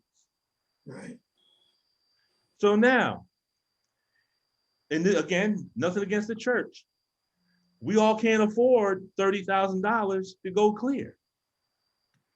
So in the tech, in order to go clear, what they're doing is they're removing the driven thoughts or the engrams. Right. So if you remove the engrams, then your aberrations will decrease, right? Right. But if we use the Dianetic tech to better understand the supreme wisdom and we increase our postulates, then we're doing what to our aberrated mind? We decrease it. Decrease. So we're reducing the engrams or reducing our aberrations for free. Right. Now, if you can afford to do it, by all means, get the tech, get everything you can get. However, until we get our luxury money, good homes and friendship, until that money comes in to go clear, one of the best methods we can use, because there's 4 methodologies, auditing, education, change environment, and the control of the mesh universe, matter, energy, space, and time, right? So in what we're doing in studying our supreme wisdom in our problem book, we are studying mathematics and science so we can understand the laws of matter, energy, space, and time. And we're using education. So we are using 2 of the 4, and then, no, actually using 3, because we're in this environment with other believers. So we are doing a type of auditing, or as Brother Batin would say, we're using a type of straight wire. So we're using a mathematical straight wire to say, in raising up our tone level, we are reducing the driven thoughts, because Islam is mathematics and mathematics is Islam. So mathematics and Islam is not driven thought. Mathematics and Islam is postulates. So the more we understand mathematics and the more we understand Islam, what happens to aberration? It decreases. It decreases. and we can prove it in no limited time. Go ahead. I just want to test to what you're saying when you say education. This is my opinion and my opinion only. And what you just said, I think auditing, don't get me wrong, is very important. Yes, yes it is. And then it keeps the doors of the org open, you know, but I feel I don't have to go pay $4,000 when you educate me and you're making me stronger through this knowledge, which decreases my aberration. My postulates will handle things in the universe. It will control the energy. That's why I commend what I just want to make a testament to what you're saying. Praise be to Allah. Okay. Understand this. The Honorable Minister Lewis. That's what he said on Good. Pay all that money for education. Who's that? Is that Sister Sharon? Got it from the library, something like that. Was that Sister Sharon? You're on mute. Go ahead. What Sister Cheryl just said, the guy said it on Goodwill Hunting about paying for education. Can you hear me? Yeah, I hear you. I hear you. Oh, you were just making reference to what she was saying. Okay. Sister Anya. Yes, back online, the computer crashed, so I missed several of what you said there. So maybe if you could stay on afterwards. Yes, ma'am. Just go over this part with me. Sure, not a problem. Yes, you got the world famous Brother Wahid with you? Yes, sir. Yes, right. He's right here. So let's look at this. Minister Farrakhan sent us to the org to get the tech. Now, Allah might bless some of us to get that tech and get the teaching. You know, right now, by Allah's grace, I'm working on a PDC, which is a Philadelphia doctor course, but I'm also working on the student hat. I have the student hat right now, and I'm trying to work through that as well. But now, the majority of our brothers and sisters in the hood, quote unquote, the hood, they can't afford that.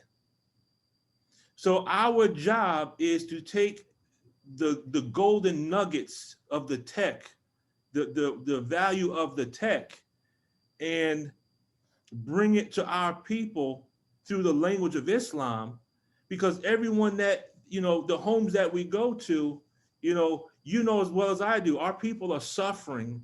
And if they have to choose between an extension course and putting food in the house, they're not going to take an extension course. So we have to find a way to get this tech to our people who just can't afford it. And that's the main concept. I'm not trying to speak against the org, because they need their finances to do what they do. And I'm all in favor of the tech. I love the tech, but I have to also be reasonable and understand that all of our people can't afford that. So it is our job, as Sister Cheryl would say, to be of the 144,000 to bring this wisdom to our people. So, Brother Lukman. Yes. I was going to offer also another beautiful part of this is, even if we had the money to go and pay them whatever it is that we would pay them, they're not going to know how to make it relevant to us. You know, they're not going to, and so what is not valuable to me to invest in something if you can't find the value, the relevance of it. So I definitely appreciate you and Brother Fatim and your perspective and what you're offering and the benefit that we're receiving from the way you're teaching to make it relevant to us. Thank you. Yes, ma'am. Thank you. Remember, Minister Farrakhan said this in the video. He says that the Dianetic tech we use to open up the supreme wisdom, to get access to, and I'm just paraphrasing, to get access to the treasure that has been contained in the supreme wisdom that we have not extracted yet. And we're going to just deal with a little small snippet of that towards the end of this. And there was one other point. If it comes back to me, I'll bring it. But so as the driven thought increases, aberration increases. As postulates increase, then aberration decreases. So we're just driving this home, that the main concept is there's a mathematical relationship between a thought that has no connection with mathematics versus mathematical thought with respect to aberration. So in the Bible, the first book of Timothy, chapter 6, verse 20, it says, "O Timothy, avoid profane and vain babblings and oppositions to science." So even in the Bible, it's saying that anything you can't prove with science, leave it alone. This is the way the enemy keeps us aberrated, basically. So, to increase aberration, which is what the educational system does, is they increase the driven thought. They have used religion as a way to keep us aberrated because they have taught us spiritual principles that we can't prove. And the Most High Elijah Muhammad tells us in the very first chapter, a message to the black man, about the mathematical law that you can't divide 1 into 3, or about you can't divide 1 by 3. Does that make sense? Brother William, you got your hand up. Yes, sir. A question. Yes, sir. Would emotion fall into being a driven thought, since driven thought is defined as without mathematic basis? It would depend. And as you're speaking, here's the image that comes to mind. Moses spoke to God, and God appeared as a burning bush. So you can have emotion, but if your emotion is controlled, you can still postulate. If your emotion is in control of your mind, then it's a driven thought. So emotion without control could be a driven thought. Does that make sense? Yes, sir. We have to check in study guide number 18, rising above emotion into the mind and thinking of God. It doesn't, Minister Farrakhan teaches us that God or Allah does have emotion, but he doesn't allow emotion to determine what he does. So, yes, so we could say driven thought is emotion without mathematics or reason, and a postulate could be emotion that has been balanced by mathematical thought or reason. Yes, sir. Does that follow? Yes, sir. Okay. So in the educational system we have, how do you keep people aberrated? Well, as the brother said, you put on TV shows, you put on these talking heads, and you increase driven thought. I saw the other day where there was one broadcaster that said, this Delta variant of the virus is this dangerous thing. It's so dangerous, but it can be controlled by the vaccines that we have right now. So if it can be controlled by the vaccines we have right now, then it's not dangerous. But the driven thought feeds the emotion. And your average person nowadays, they don't take time to listen to the newscaster to find out you just contradicted yourself. So how do you keep the masses of the people aberrated? You increase the driven thought by providing news and TV shows that increase stupidity, and you decrease, meaning you take the minister off Facebook and you take off an individual who can postulate, who can take away the aberration, and you try to remove him from the media. So that's how you keep people aberrated. But how do you decrease aberration? You have to increase an individual's ability to think mathematically, to be a free thinker and not a parakeet. You have to decrease the driven thought. And that's what we do with the Zoom meetings. We decrease driven thought and we increase postulating. That is what we do on Friday night for self-improvement study program. That's what we do for MGT class and FOI class. We are increasing postulates and we're decreasing driven thought. So a summary, the equations that are found in mathematics and physics can be used as a demo kit to illustrate concepts found in Dianetics, our Islam, and ourselves. Now, if there's no questions, I'm going to hit this problem in the problem book, and then we're going to wrap it up. Are there any questions at this point? Okay. So, Brother Eric. Can I make a little comment on the principle of mathematics? Because we say Islam is mathematics, mathematics is Islam. The point is the thought that undergird both that make it relevant. Because in mathematics, you go by the principle we call truth, and same is for Islam. Truth is the king. So at that point, if we understand, because you cannot lie with mathematics, because if your number, if you did you try to resolve a problem, if you cannot verify it, and that means your problem is wrong or your solution is wrong. Yes, sir. So therefore, it's a lie. Yes, So sir. the same way you tell me something, if I cannot verify what you say, it's going to be a lie. So at that point, that means we have to go back to the drawing board. Yes, sir. And the other part of mathematics also and Islam, it's a co-calculated effort, because you cannot go with your emotion to think you're going to have a solution, because you can break everything in the house, but that will not change a thing. So that means it demands that we sit, reflect, use logic, and all of that to come to a happy conclusion. Yes, sir. So once we can do that, now everything is possible. So that's why mathematics is Islam and Islam is mathematics. There is so much more, but I don't want to go into that. Yeah. When you said there's no emotion, it reminded me of what the Honorable Minister Louis Farrakhan said about numbers. He said, when you look at the first part of numbers, you get the word numb, which means not feeling. When you deal with mathematics, you're not dealing with emotion because you're numb.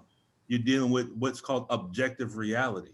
We don't deal with feeling. Whatever the numbers say is what it is. There's no emotion involved in that. Brother Wayne and then Sister Ania. Yes, sir. Assalamu alaikum. So if I'm understanding your formula here, where if I increase my postulate, my aberration will decrease, correct? Yes, sir. So in your previous slide, you stated that a postulate is made without regards to evaluation, conclusion, or time. No, that's, so I'm kind of, that's called a theta postulate. So here's what a theta postulate is. A theta postulate is an idea that comes to you and it's something you've never thought about, so you've never had a chance to evaluate it. Okay. It's just one of those, it's like you're sitting there and you say, well, what if? You know, what if I tried to do? So it just came to you all of a sudden. You haven't had a chance really to evaluate it yet. So now once the idea comes, you can begin to evaluate it, and now time begins, because there was no time on that theta postulate. Because in order to have time, so the difference between the theta postulate and the postulate is that the postulate has been evaluated and have conclusion in time. Is that right? Is that my understanding? Okay. So if I'm making a postulate, for example, I'll use chess as an example. My goal is to be at the level of expert by the time I retire. I've already postulated that because I've already given myself a time period and a framework of how to actually accomplish that. I know I have to study certain things at a certain time, and I have to accomplish certain goals to get to that goal. And if we postulate something into the future and we have a step-by-step process of how to do that, that means as long as I accomplish each step, then I'm going to reach that goal. And Allah says in the Holy Quran that man has nothing but what he strives for. So anything I postulate, I can accomplish it. The universe will give me all the tools I need to accomplish it, but it's also going to give me the obstacles to see if I really want it. Yes, sir. I'm clear now. I thought I saw the slide where it had theta postulate and below it had postulate. I'm clear now. Thank you, sir. Praise be to Allah. Sister Ania. Okay, earlier you mentioned the way that, once we do a division, then we go back and we do our check, which is the multiplication. So I'm not understand when we substitute the English language by using aberration-driven thought and postulates. In order to do the check on that, now I come up with A times P equals B, which would be the aberration times the postulate equals driven thought. Is that right? Okay. Would that be correct? Mm-hmm. Okay, so I don't understand how multiplying aberration with the postulate gives us driven thought. Okay, let's see if we can look at this from this perspective. I didn't want to address that here because I just want to deal with the basics until we can kind of get everyone to understand it. But since you brought it up, let's look at it. So what you're saying, so if we look at the math, the driven, I'm trying to do this in my head. So the postulate multiplied by the aberration. So the driven thought is equal to postulate, and I think this is going to confuse more people than anything else. Can I help? Well, please don't do it. Yeah, I know, brother. I know, brother Rashid. I know, brother. Is that brother Rashid? Yes, sir. Okay, I'm not. I won't do that to you, brother Rashid. Sister Ania, let's go over that. Me, you, and brother Wahid will go over that ourselves. Yes, because that will throw. There's a way to explain it, but I would need some time to actually show the relationship and the reason why it works. Yes, sir. Thank you. Okay, because I did work out all the math on it. You have what's called Ohm's law. In Ohm's law, there's actually 12 formulas. And I did the same concept with Ohm's law, and I addressed it from each of the 12 directions, and it all works. But I don't want to blow anyone's mind right now because I wouldn't have enough time to really explain that. Yes. So we'll stay on afterwards and we'll work through the math. Okay. All right. But thank you for the question. So using mathematics to gain a deeper understanding of Allah, God, the universe in which we live, and self could be called our mathematical theology. So this is why it's so important for us to learn our math, because it'll actually take us deeper into our Islam. So now let's deal with problem number 16, and we'll be able to wrap this up in just a few moments, because we're going to just touch on this for a quick minute. So we're going to deal with the planet Earth. So problem number 16 says this. It says our Earth travels 1,037 1/3 miles per hour, and she travels around the sun in 365 1/4 days.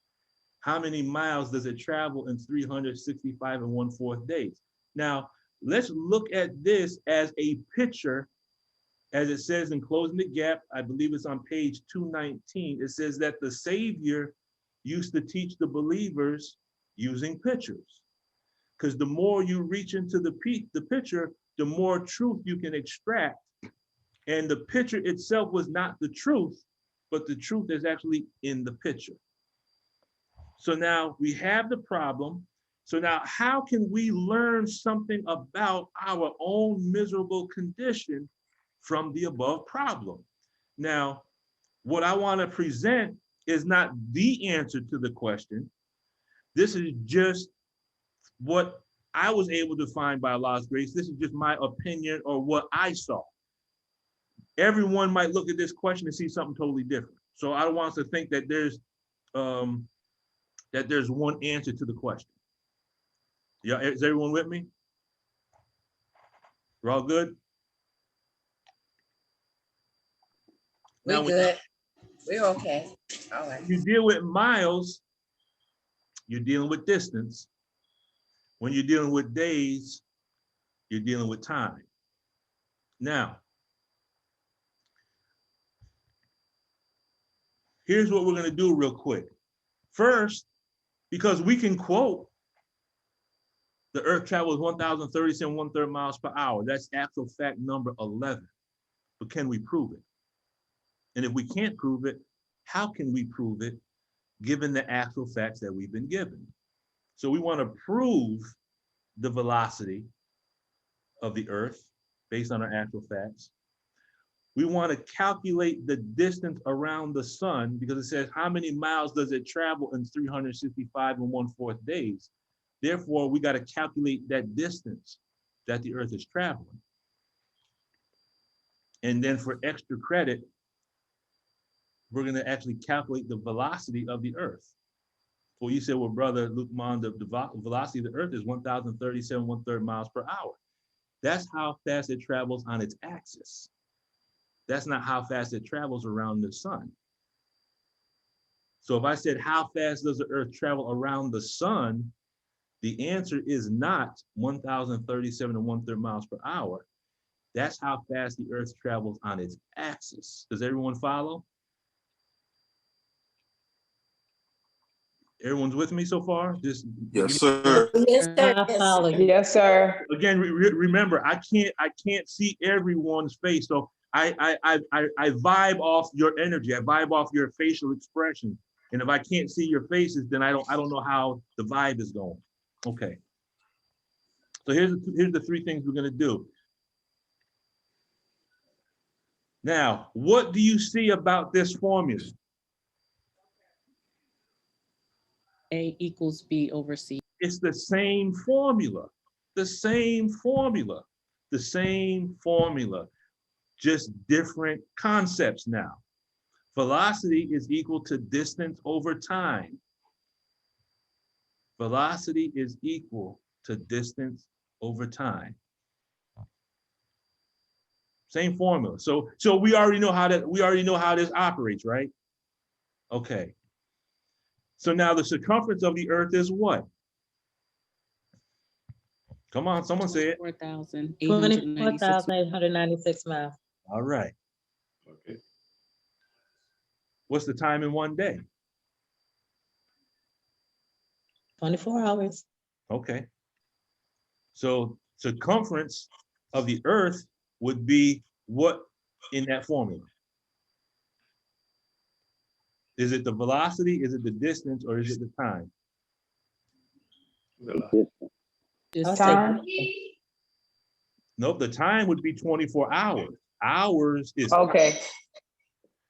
Circumference of earth would be distance.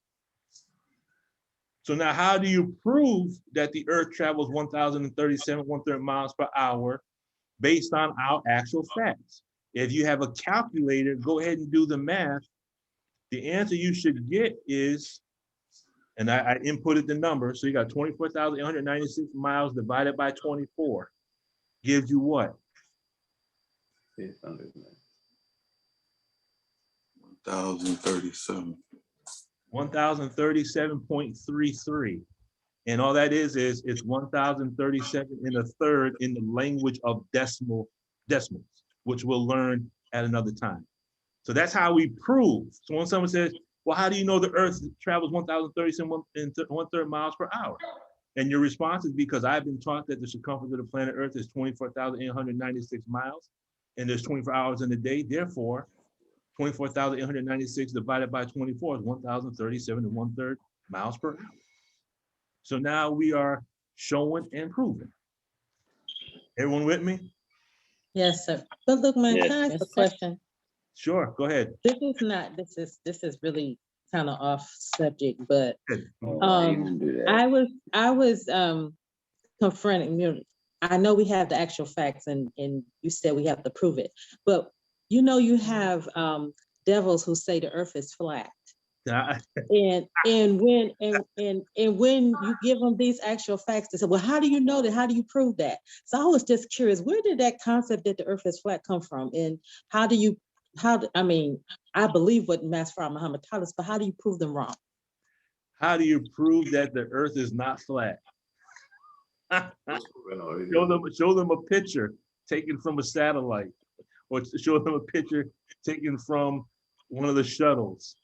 I mean, well, this was a concept that was given by the Catholic Church when they were teaching that the earth was flat. In fact, Copernicus almost get his head, he almost got beheaded for proving that the Earth was round based on his observation of all of the planets.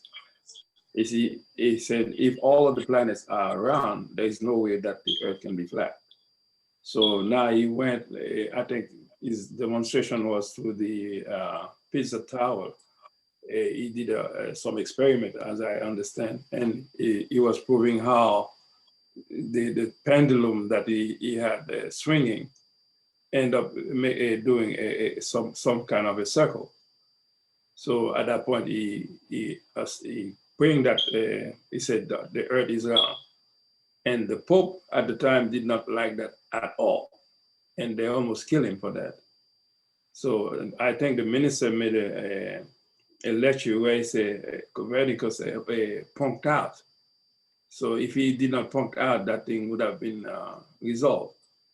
And based on his discovery, that's what Christopher Columbus was able to say, okay, if we cannot go east, we're going to go west and surprise them on the other side. Not knowing that there was a continent that is blocking him too, you see? And all of these things are related to our lesson, but in everything that you're saying in this, the lesson of problem number 16 is to teach us about the steadfastness. We have to remain steady in what we're doing, regardless of difficulties. If we can remain steadfast, that means we should always come to the same conclusion. Because the Earth does not say, oh, the wind is too much for me today, so let me slow down a little bit. And the same way, everything else goes according to a certain principles. If we go by the principles that we know, we should always get to the solution that we desire. That's what the postulate is about. Yes, sir. To add on to that, was that Sister Jocelyn that just asked that question? Yeah, it was just so annoying. The conversation was so annoying that I had to shut it down. So I was just curious. First of all, this is just me. You know, you got to pick and choose your battles. And then as you were talking, here's the verse that comes to mind. Surah number 2, section number 1. And those who disbelieve, whether thou warn them or warn them not, they will not believe. Allah has sealed their hearts and their hearing, and there's a covering on their eyes. For them is a grievous chastisement. In other words, I wouldn't even waste my time arguing with someone. Yeah, so that's where I was. It was just very disheartening because it was because what does it takes away, it reduces your tone because you have to deal with some. It's just like, you know what? Sometimes you just got to let people just stay in their own ignorance and not even, because in Dianetics, he does talk about contagion by aberration. If you get around certain people, you can actually pick up their vibe, or, you know, no, I'm just gonna say it the way it comes to mind. You can allow a skunk to spray you, and then now you're the one walking around with the funk. That's just the way it comes to mind. All right. Yes, sir. That's like she's that's a theta postulate that they're putting out there. Sister Denise, you're up. Yes, sir. So each planet velocity is different when you input. I don't know. I'm just saying it. When you input their circumference in there, divided by the hours of the day. Is that true or not? Well, because all of them not rotating 1,037 and the third mile per hour. Or all of them. Hold on, honey. No. The problem book states. I'm trying to understand it. No, that's okay. That's okay because we're entering an area that some of us have never even thought about. Correct? That's correct. So this is wonderful. This is wonderful. So in the problem book, it states that all the planets rotate at the same speed. Right.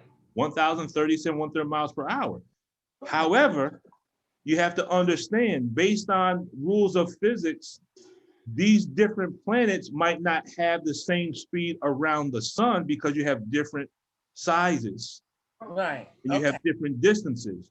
But the problem book states that all the planets rotate at approximately the same speed, 1,037 miles per hour. And thank you for that, because I never thought Okay. about it the other way that you just said. Right, and I saw the picture. I You saw the what picture that afterwards, after you, I Okay. see the picture of him. Yes, sir. Thank you. So a planet like Jupiter, even though its velocity would be 1,037 and 1/3 miles per hour, a day for Jupiter would not be like a day for the Earth. The day for the Earth is based on what? It's based on the circumference with respect to time. So if the circumference of Jupiter is larger than one Jupiterian day, and God willing, that will be our goal for next week. We'll look at the different planets and use the same concept that we're using now to get a better grasp on the different planets, and then see how we can use that to extract something about our miserable condition. That'll be next week's assignment. So thank you for the question. Sister Beverly. Yes, Brother Lupon, my mind is resonating on how you prove the actual facts, and that problem number 16 in the way that you were doing it proves all the way back in the beginning of our Supreme Wisdom book, Actual Facts. You have to know the actual facts mathematically in order to come to a mathematical correct conclusion, right? And so you brought to mind a study that I had done on problem number 24 regarding platoon, and how in 1930, and this relates to actual facts, how in 1930, the Caucasian scientists said that they had discovered the planet Pluto. And oftentimes we say in our lessons, platoon, we compare that to the planet Pluto. But if you look at the numbers that are involved in the diameter of Pluto and platoon, they're not mathematically akin to one another. Pluto has a diameter of only 1,067 miles, which makes it actually smaller than our moon. No, ma'am. Pull up your problem book. I have it. Okay, read that question for me. Okay, the diameter of platoon is 1,067 miles. Okay, there's an error there. There's an error in there. I thought it was, it should be 60, I think it's 67. I'm using, It's let me get my original book. It's 67,000 miles. It's actually larger than the Earth. There you go. That's it. It's 67,000 miles. That's the diameter of Pluto. Yes. It's large. Am I correct? Pluto, platoon.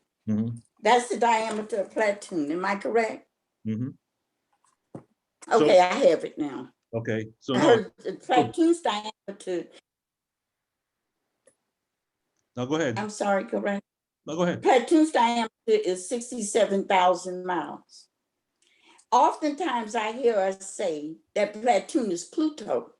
It is. But it cannot be Pluto, because Pluto's diameter is only 1,476.8 miles. Based on whose mathematics? On the astronomy. So astronomy. The astronomers are what? Are they? Do they have drift? The astronomers have stated that they made Pluto a planet in 1930. They named it Pluto. But then I think it was in the 1980s, they took it back and said, oh no, we have made a mistake. It cannot be a planet. Its diameter is only 1,476 miles. And that is even smaller than our moon, because our moon's diameter, I think, is something like 2,158. Okay. So now read the last part of question number 24. The diameter is 67,000 miles. No. The last part of question number 24. There's another There's a sentence there. What is that? Paragraph. All of these are absolute facts and they stand true figure for figure by the study of the Son of Man and not a spook. W.D. Farrar. That's my point. My point is astronomers are wrong. That's exactly my point. They are looking for a planet that we may know as Nibiru or Planet X that comes every 33,600 years. But my point is that I have heard us make mistakes by saying that Platoon is Pluto that was found in 1930, the same year that W.D. Farrar Muhammad made himself known.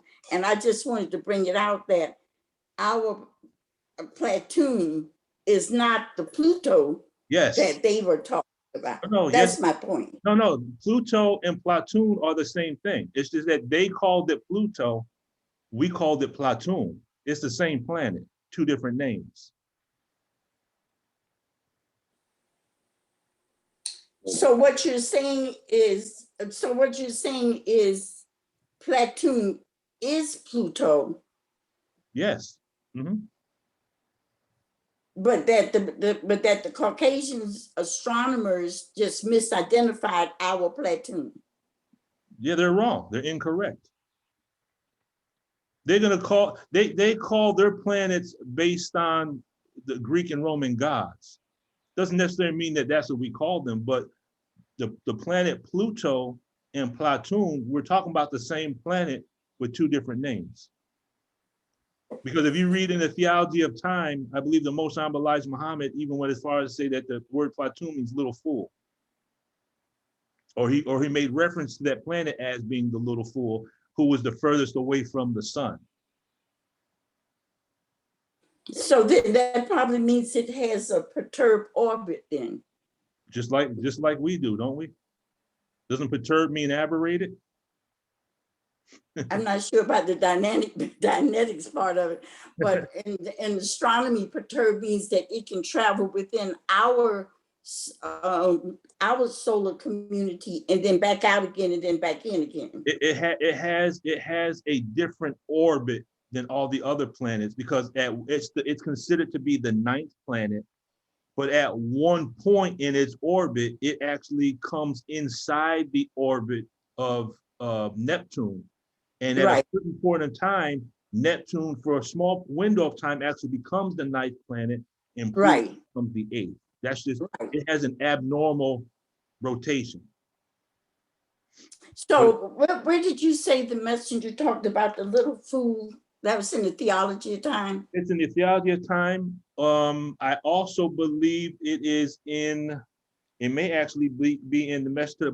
I will find it because I like to use actual facts. I will get the actual facts on that. Let me write it down now. And I will send that out in an email so that we all have it. Because in the ministry class, we're always taught to use reference. And I do remember seeing it. I just have to locate it and I will provide that for all of us.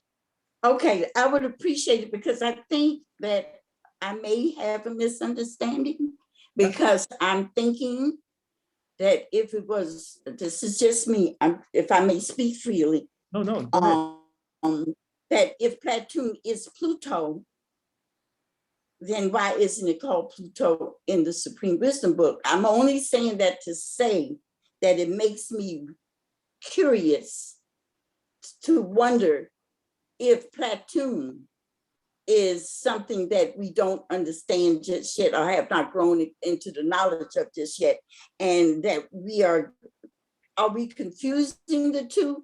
Are they really the same or are they completely different? That's my train of thought. I'm not trying to be argumentative or anything. No, you're adding to the discussion because you said, is Pluto something that we don't have an understanding of yet? You realize that Pluto represents the original man.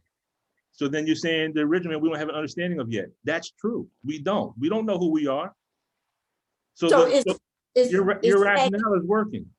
Is Platoon then the planet X that has been? I don't know nothing about Planet X. That's why Muhammad didn't say nothing about Nibiru in the problem book.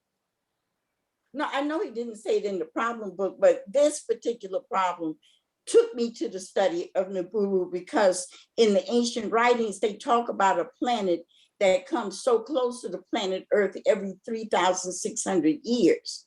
And that the last time, well, one time it came close, it was the deluge of Noah. And then another time, I can't think off the top of my head, but so I would love to look at that further, because my basic question is, and this is my own self-study, is Platoon the same as Pluto, or are we seeing two? Are we seeing one? I'll send you whatever information I can find based on what the messenger has said about Pluto being the little fool and it representing the 9th planet. I haven't done a lot of reading about Nibiru. I have never heard the messenger teach on it, so I can't really speak. I'm not 100% sure. I've heard about it, but you know, with regards to Planet X, you know, the enemy is always going to try to throw some monkey wrenches in here to get us. Not saying that that's the case, but if I can't prove it, if I can't read about it, if I can't study it, and if I can't get some actual facts on it, I mean, I'll still read about it because I love reading about science fiction and whatnot. But from what my understanding, Pluto and Platoon are the same thing. I appreciate any help you can give me, brother. I'll be more than happy to give you a wealth of as much actual facts as I can find on that. And in turn, the facts that I have studied and found, I would like to also give them to you. It cost one of the scientists their lives. They actually killed this man over talking about Planet X. So that's what piqued my curiosity. But let's share some information and see what we come up with. Most definitely. Brother Rashid, I see your hand up. Yes, sir. So you were talking about that we would go into calculating maybe next class about the different planets and the hours. That's what I'll do. That's what I'll do for next week. Well, let me say this here. Mm-hmm. If you divide the circumference into the velocity, it gives you the days. Mm-hmm. I just did the math on the 24,896 divided into 1,037 and a third gives you 24 hours. So with the circumference divided into it, it's going to give us the answer the days. In algebra, if you look at this formula, velocity equals distance over time, you can rearrange that formula and produce a total of 3 formulas. So you can do the same thing and calculate the distance. You can rearrange it to calculate the time. And that's the beauty of equations. And that's something we'll do down the road a little ways. We can show how to calculate for the different variables, but I don't want to, that in itself is a whole separate class, but you're exactly right. You can calculate the time, the distance, or the velocity. The only thing is when you have an equation that has 3 variables, you need at least 2 variables to solve it. So you need either velocity or distance, or you need either time or velocity. You need 2 out of the 3. Right. All right. Sister Beverly. Yes, sir. Oh, yeah. I thought your hand was up again. Oh, I'm sorry, sir. My apologies. No problem. Okay, now the Earth's orbit. So now, if you look at that picture, here's where we're going to wrap it up. Here's the lesson, or here is a lesson. When you look at that Earth's orbit, what does that represent? We did some math about a week ago. What did we calculate about a week ago? We were dealing with what? Where's Sister Sharon at? Right here. Was it the distance that the Earth traveled around the sun? No. What was the formula we used? The circumference? The circumference? Yes. Okay, so the orbit, now we're instead of doing a circumference of a planet, we're using the same formula to calculate a circumference. Because remember, the formula just calculates a circle. And the circle can be found anywhere. Okay, but the formula can be applied anywhere where there's a circle. So in doing problem number 16, if we want to calculate the distance, we have to figure out the circle.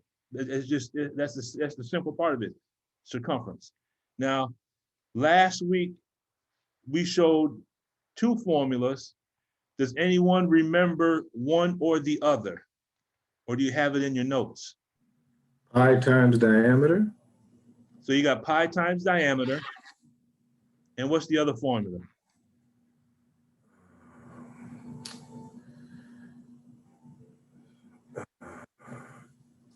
Two times the radius times pi. Yes. Or two pi r, right? 2 pi r, yes. Okay, so I got two ways to calculate the circumference. I can either use pi times d or 2 pi r. So now, in order to calculate this circle, I need a radius. What would be the radius? Half the diameter. So what would be the radius with regards to the Earth and the Sun? That would be found where in our actual facts? 7,896 divided by 2. No, that's the radius of the Earth. Earth, yes. I need the radius of this larger circle we're working with. 853,000. That's the radius of the Sun. Okay. My point of origin will be the Sun, and my point on the circumference would be the Earth. So the radius would be what?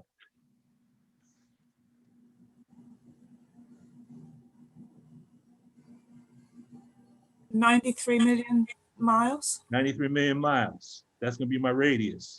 Okay. Okay, that's my radius. Times 3.14 times. So pi is 3.14. 93 million miles. We use 93 miles for our radius.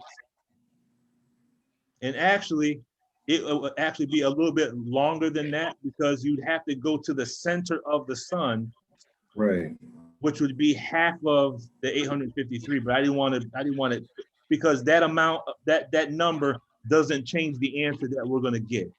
It doesn't change it because of all the decimal points. So I just wanted to make this real simple. So we'll deal with the radius, which is the distance of the Earth to the Sun. So what would be the distance traveled in 1 year based on that equation? 2 times 3.14 times 93 million would be what?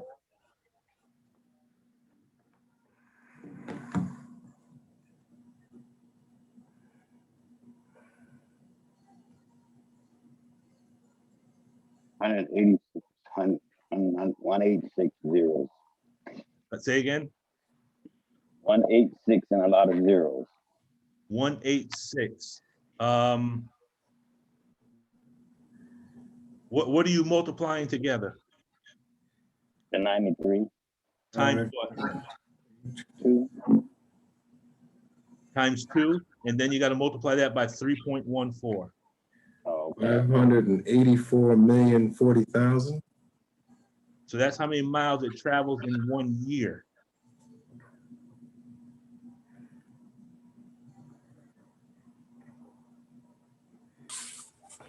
Okay. That's how much it travels in 1 year. Now here we go.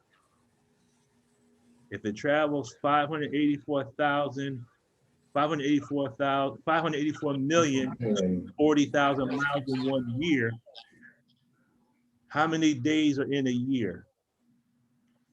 So-called 365. We could say 365, or we could say 365.25, which would be 365 and a quarter, and it's not going to change. When you're dealing with very, very large numbers, these little decimal points aren't going to change anything. So when we divide that distance in 1 year by 365 and a quarter, how many miles will it travel in 1 day?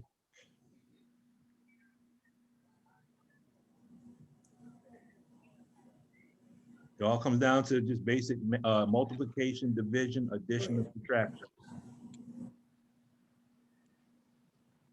160,010. 1 million. So we divided by 24 hours. What? No, wait, we're taking 584 in 1 year. You're Okay. dividing it by 365.25 to get the amount of miles per day. Okay. Right. Based on how you do it, if you do it just by 365, you'll get 1,600,000. 109, right. Okay. Yeah. So this is how many miles we actually travel in 1 day.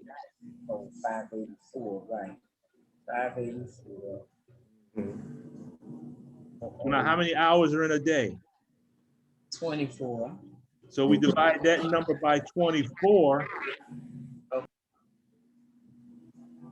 And I messed up my number here trying to rush and get this finished. But it's 66,006. So it comes out, so our Earth is traveling 66,626 miles per hour. And we don't even feel it. Wow. So now how many minutes in an hour? 60. So divide that by 60.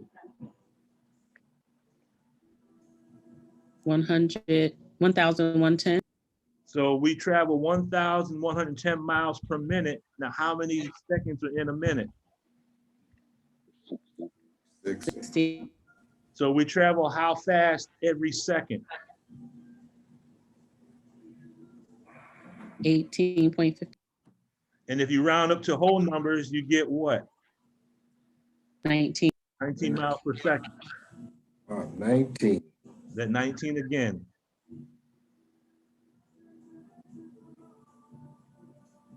Signature of Allah.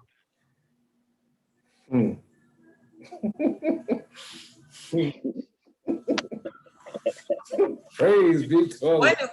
When do we go into aberration?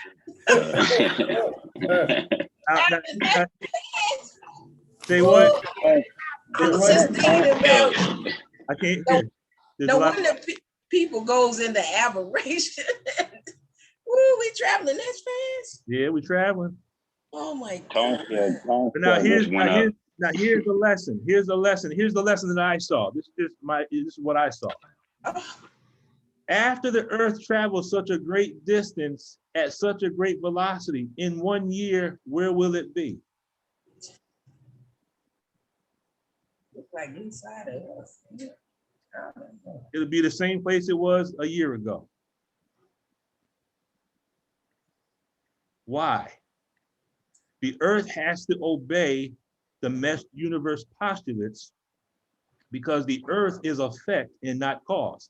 The Earth has no choice but to submit to the laws of the universe because the Earth and the sun are not the authors, they are the effect. Does that make sense? Yes, sir.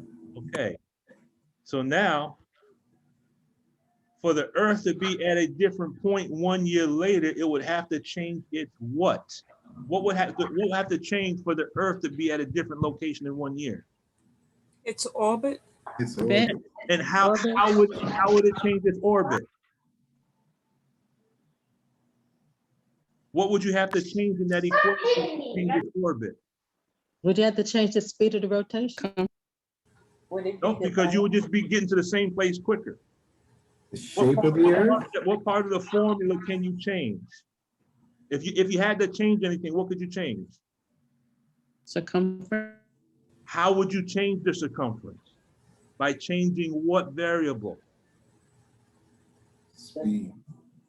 Not the speed, the diameter. Size. Your radius.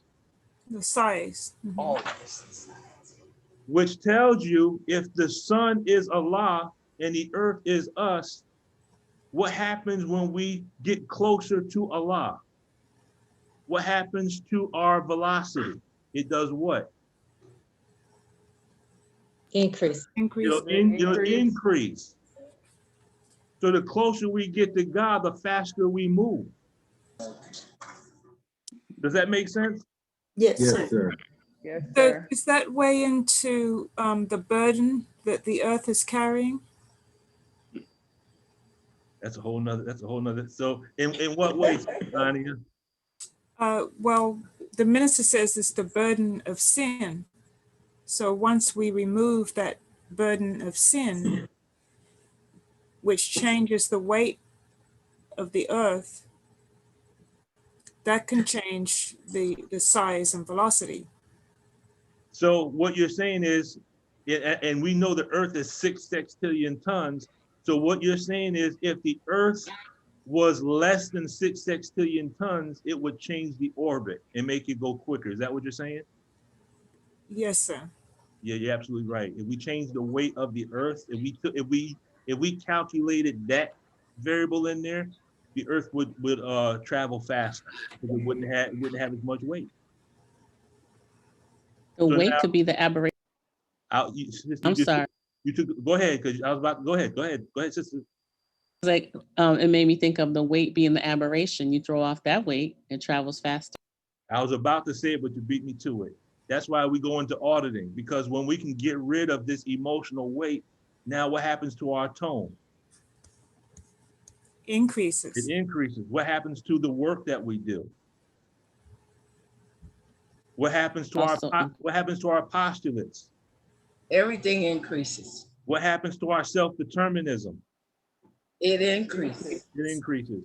So if we wish to change from effect to cause, what do we have to change? We have to change the diameter or the distance between ourselves and Allah, right? Okay. We have to do what? He who gives the diameter of your knowledge prescribes the circumference of your activity. Brother Lukman, would that cause us to have more out-of-body experiences as well? That's a whole nother. That's a different lecture, Sister Johnson. We'll touch on that. We'll touch on that. But there's some truth in that. Sister Tina. Yes, sir. What you just said reminds me of where it says in instructions to the laborers about weighing other than ourselves in regards to living the life properly. And the word weigh also means what?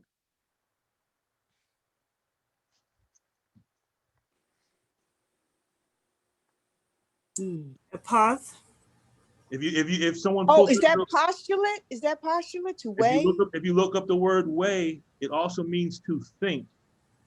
And when you look at all the definitions for the word weigh, it leads you to postulate.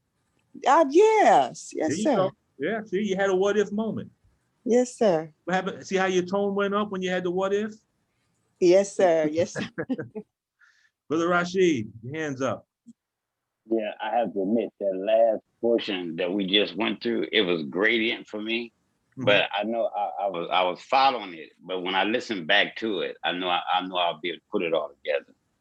You know, it's going to take practice. We are oiling the rusty locks right now. So sometimes the lock don't open all the way on the first try, but the more we oil it, the doors are going to swing wide open. We just gotta.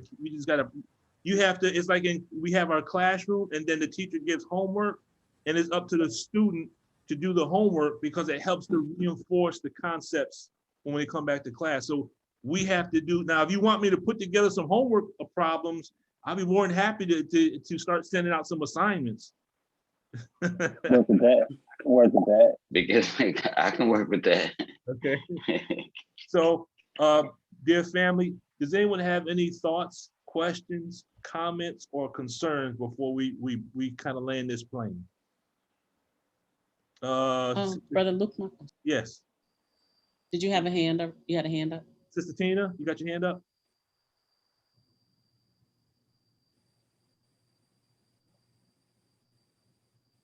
You with us, Sister Tina? Yes, sir. I was talking. Okay. Can you hear me now? I hear you.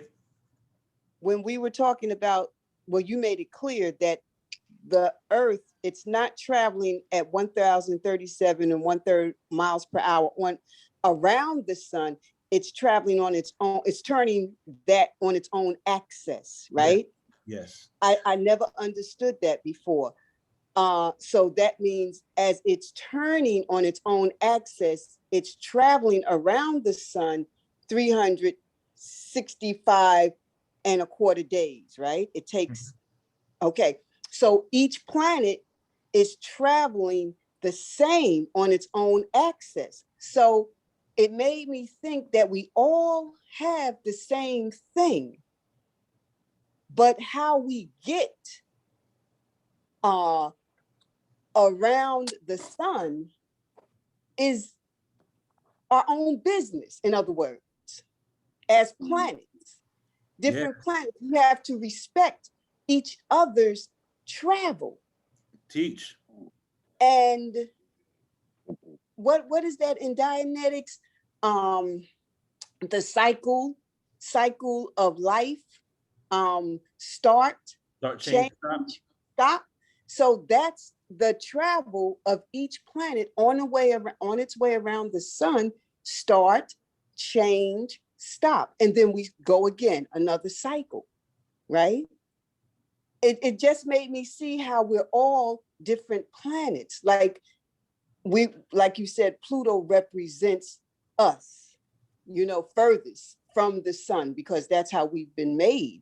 Our God has been taken from us and so forth and so on. So now we're on our way back, but we have to respect one another's travel on and we have to respect one another's orbit. And we have to respect one another's orbit. Right. Yes, sir. I'm not trying to get in your orbit, and you don't try to get in my orbit. We're fine. Yes, sir. But now here's the thing, Sister Tina, weren't you grown or made from the beginning? Yes, sir. Aren't planets grown or made from the beginning? Yes, sir. Then the planets, could represent us. Yes, sir. I got so many hands up. Let me go with Sister Keisha first. Go ahead, Sister. Yes, sir. I just thought I heard mention of a tech dictionary. Yes, we do have access to a tech dictionary with all the Dianetic terms. Is that something that you need? Yes, sir, I do. Okay, anyone who needs anything, let me put my email here.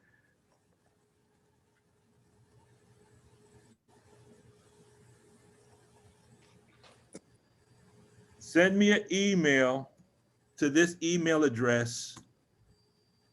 Oh, wait a minute. Let me send this to everybody. Send me an email to that email address, and I will send out whatever it is that you ask. I will try to do it within 24 hours. So Sister Keisha, just send me an email there, and I'll get that to you. Yes, sir. Thank you. Sister Haviva. Assalamu alaikum, Brother Lukman. Walaikum salam. Yes, sir. I'm feeling like I'm this is coming, but I was wondering, is there any way that I could get an audio? You have been sending me something, but it's not audio. I've been sending you the actual video, the Zoom meeting itself. Is this what I've been getting? I think is this the instructions on what's going to appear in class, but I don't have the audio, and I think that if you could send me the audio of this, it would make life so much brighter. Just send me an email, sister, and I'll send out the actual video that we're doing right here, because these are all recorded. Send me an email, and I'll send this right out to you. Okay, and one more last thing, Brother Lukman. You had mentioned 4 formulas, and I was writing, but I didn't get the last part. You said auditing, education, and change of environment, and there was one more. Control of the mesh universe. So they're called the 4 therapies in Dianetics. There's auditing, there's a change of environment, there's education, and then there's control of the mesh universe. Okay. Those are 4 things that will bring your tone up. Thank you so much, sir. You're very welcome. Sister Sharon, and then Sister Sharon, and then Sister Beverly. Yes, sir. One thing, a thought came to my mind where Allah speaks about raising us in stages and degrees. We all are on a different, we're all in a different place in our lives and on the study. So, I was thinking none of us are wrong in what it is how we relate, what it is that we're learning. So I just wanted to make that point, and that was just really it. So praise be to God. Thank you. Yes, ma'am. The one thing we all have to understand, brothers and sisters, is this: you may not get all of this in just 1, 2, or 3 sittings. It may not happen that way. Don't get frustrated. Just keep coming back. And the more we do this, the easier it will become.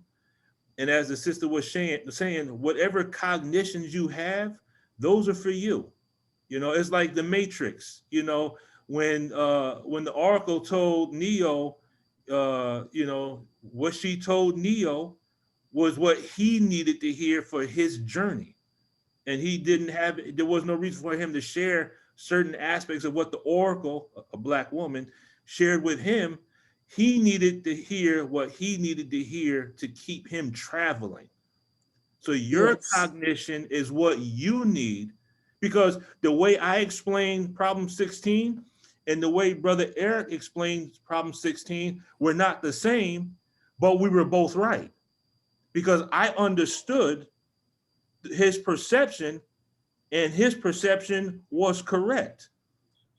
That was the cognition that he had, and I didn't look at it from that perspective, but I agree with the way he explained it, because that was truth.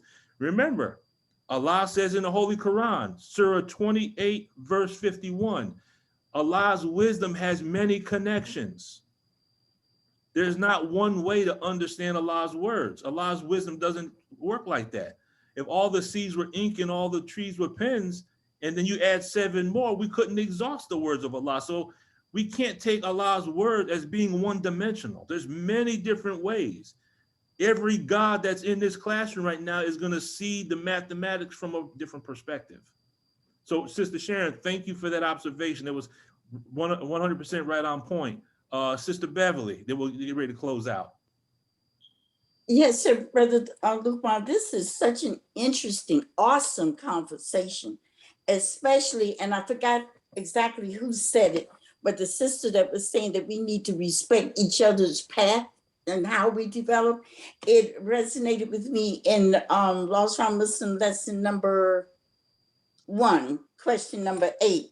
It says that we travel as different currents. Currents can be energy, different currents of air, some swift and changeable, some cold and warm, but those that cannot elevate beyond, can't leave aberration. I think I'm seeing that, I'm learning the language, cannot, they will fall back. They can't escape the 6 miles. They fall back and they land on the earth again. Then they have to start over and try to miss M-E-M-I-S-T or maybe M-E-S.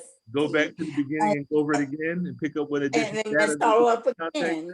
And so it really vibrated with me with that particular lesson in the Supreme Wisdom book. Yes, that's lovely, Sister Beverly. Praise be to Allah. Let me drop one last jewel by Allah's grace. Some of you heard this before, some of you may have not. Someone had mentioned earlier about the actual facts, and it's so important why we need to study our actual facts and have it on cap, because there's other information that's in there.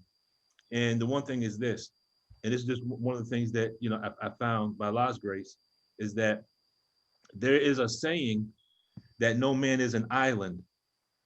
And when we say no man is an island, then what does that actually mean? Can someone explain what that means when it says no man is an island? I would say that not being alone. None of us can exist independent of no one.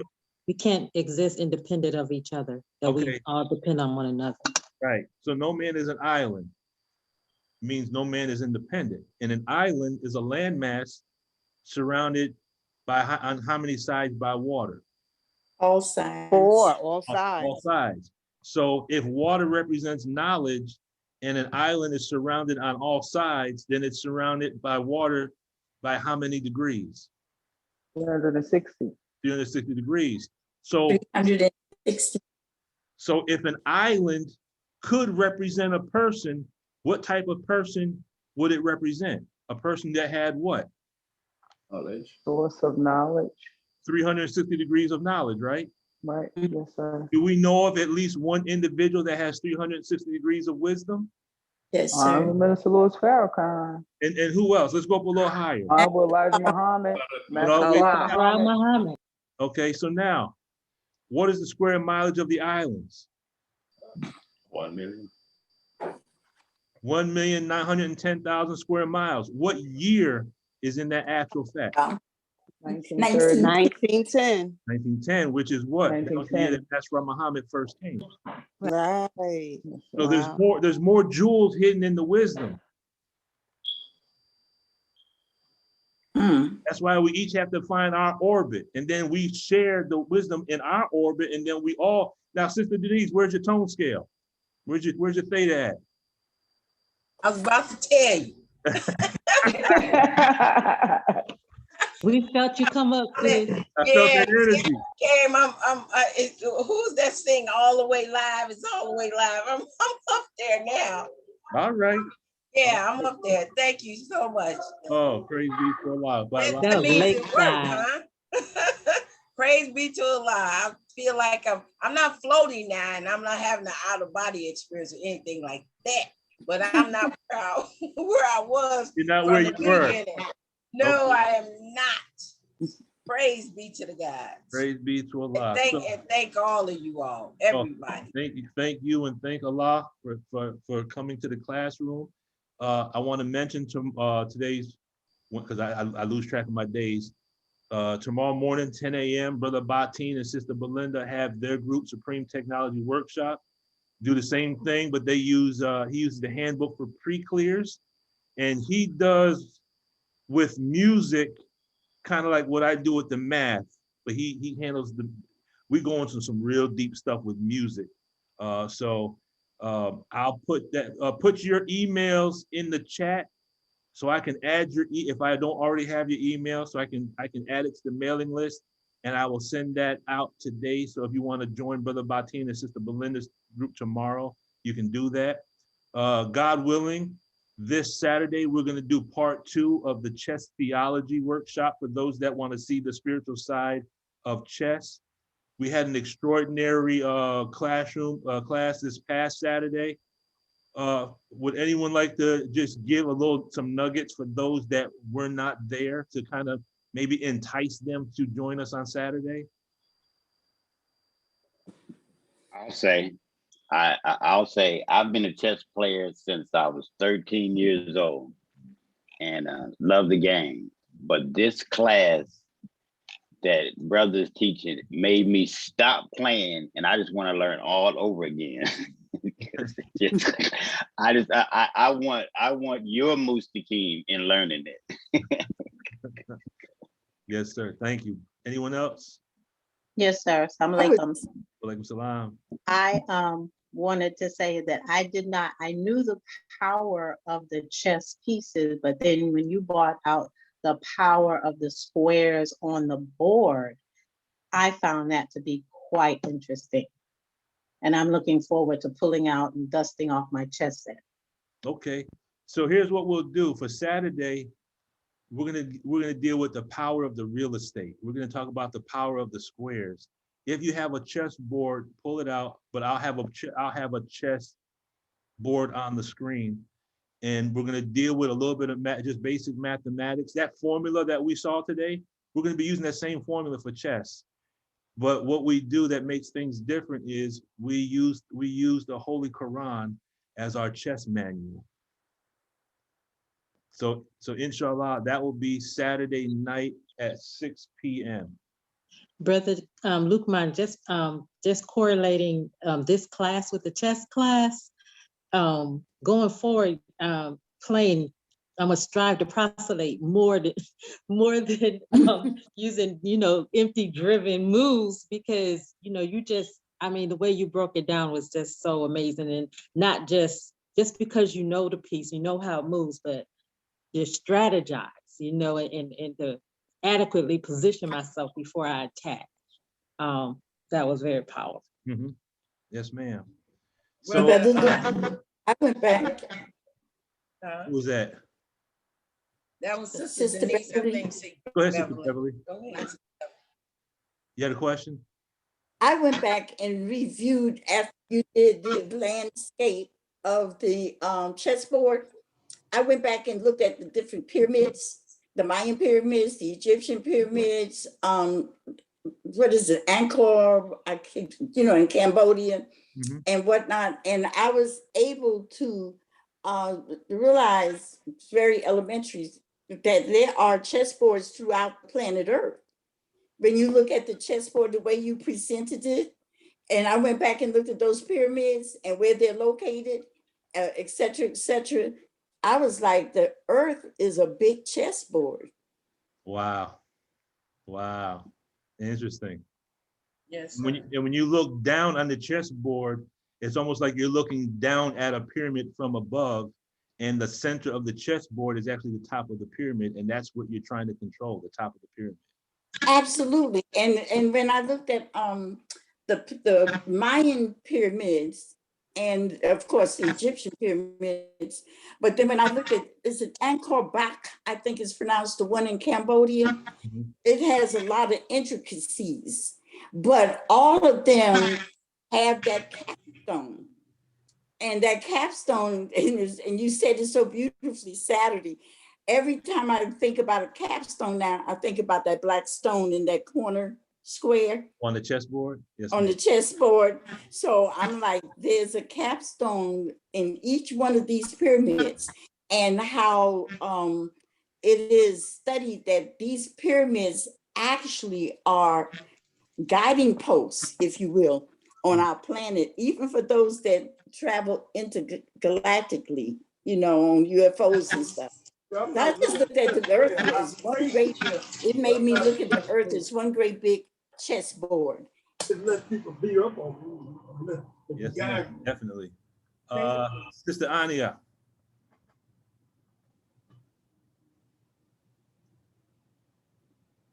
I did some research on Stephen Muhammad, the brother that was the international master. Yes. And unfortunately could not come up with anything. It seems after a certain year that he appeared to have dropped off the scene. And I know you said that if any of us had any information on him, where he could be located, you would be very interested in, having an opportunity to meet him. But that intrigued me because of the fact that he has the name Muhammad. He's a member of the Nation of Islam.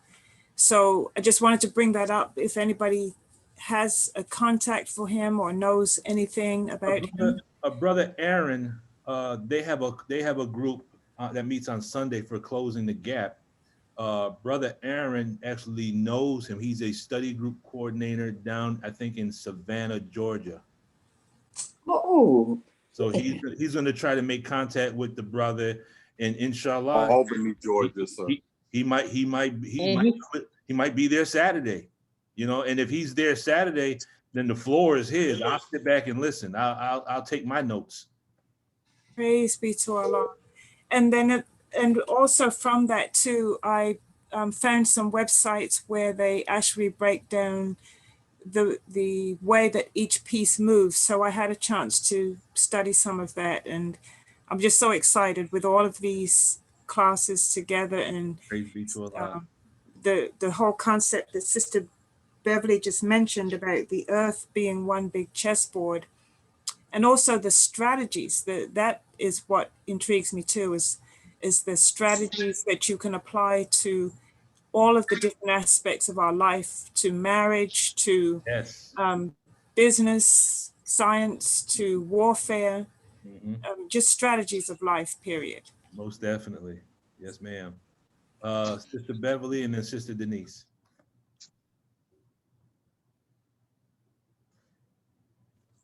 I have the phone number for Brother Stephen. I'll send it to you. I'm talking about. That's what I'm talking. I know what I'm doing today. Praise be to Allah. I'm gonna invite the brother out for Saturday. I'm gonna see if I can get the brother out for Saturday, Okay. and then I'm gonna sit back and I ain't got nothing to say. I'll send it to you. Praise be to Allah. Thank you, Sister Beverly. Sister Denise, the floor Thank is you. yours. Yes, sir. I'm sorry. She still has something to say. Sister Beverly, are you? No, I was just going to ask, should I send it to your email, chesstheology1331? That's fine. That's fine. Okay, I'll send it right now. All right, thank you. You know, I learned we're not playing. You know, they say you play chess, but I found out we're not really playing, if you understand what I'm saying. We're not, it's not a game. It's a science. Chess is a science. Right. And I was looking at it as a science, all the tactics, the war tactics and the attitude that you have to have. So it's not, it's an everyday skill. I'm excited about it because I always wanted to learn. Well, they said it's a man's game. That's what I heard. But we're gonna see if we can change some of that. But where because I like to learn the different strategies so I won't get in trouble. I mean, you know, you won't get in a fight, as Bruce Lee say, fighting without fighting. But if you know the strategies, you don't have to do that, if you understand what I'm saying. And I guess that's why the minister is so smooth with what he does, because he's, you know, even though they pick a fight with him, he just, you know, he knows how to block it and you know, and then he's a chess master. Oh my God. And when he gets you where you just don't have no way out, he's so merciful. You know, he don't slaughter you. He let you tap out and say uncle and let you go. Oh, is that what it is? Okay. Yes, sir. So I'm pretty excited about chess now. Yes, sir. Thank you. Thank you. Well, family. Sister Jaslyn? No, I was just going to share, since last class I did view the Queen's Gambit and The Life of a King. Mm-hmm. When I watched the Queen's Gambit, I never knew about resigning.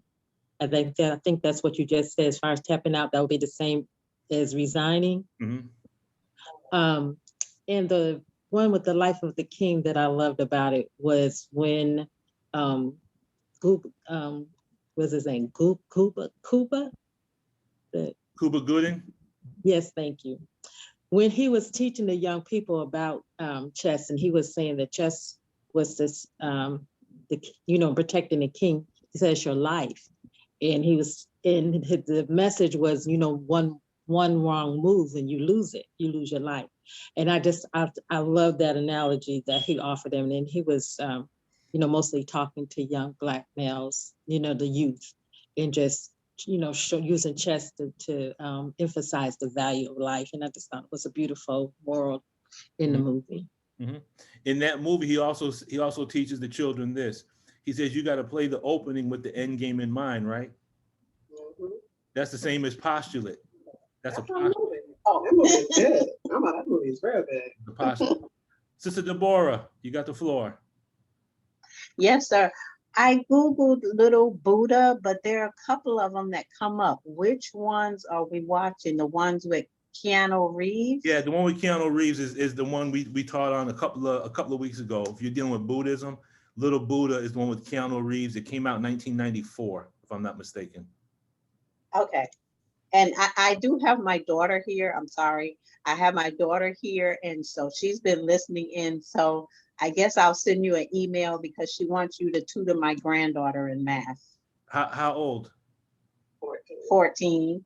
Now let me ask you this. Now, what state are you in? I'm in Georgia. Does your state do Common Core mathematics? We're both looking crazy. We don't know. We'll have to find out. And then, find out, because if it's Common Core, I can't help you, because Common Core is totally, I don't know what the hell they were thinking, because Common Core, I would show you a video, but I don't want to take up too much more of your time. But I'll send a video in the email and you see it. Common Core, it's a way of, and this is my opinion, it's a way of dumbing us down, because when you do Common Core mathematics and then you go to college, it's going to put you at a disadvantage. So find out if they're not doing Common Core, I'd be more than happy to do it. I would love to do it. Okay, we'll look that up. Mm-hmm. Thank you. Oh, thank you, Sister Deborah. I appreciate it. Well, family, it's been 3 hours. I never had the intention of taking up all your time. I'm grateful and I am thankful for all of your questions, your comments, your thoughts, and your cognitions. I want to dismiss myself as I came before you in the nation's green words of peace and paradise. Assalamu alaikum. Brother Clinton, we didn't hear from you all day, brother, but I mean, if you'd like to have the final word and if you can close us out in prayer, I would definitely appreciate it.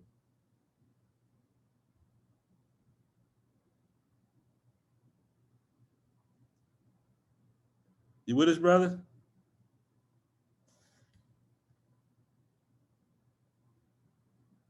I think you're stuck on mute, brother.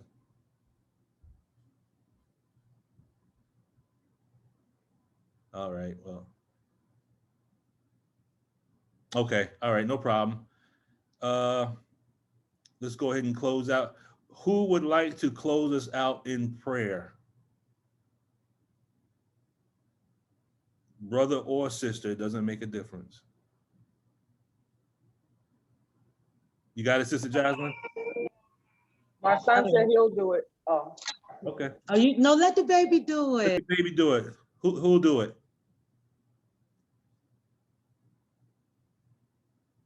I would love for the baby to do it. Ibn said he'll do it. Prayer. Assalamu alaikum. Ibn. Say wa alaikum salam. Alaikum salam. Praise be to Allah. Okay, close us out in prayer, brother. Oh. 1 second.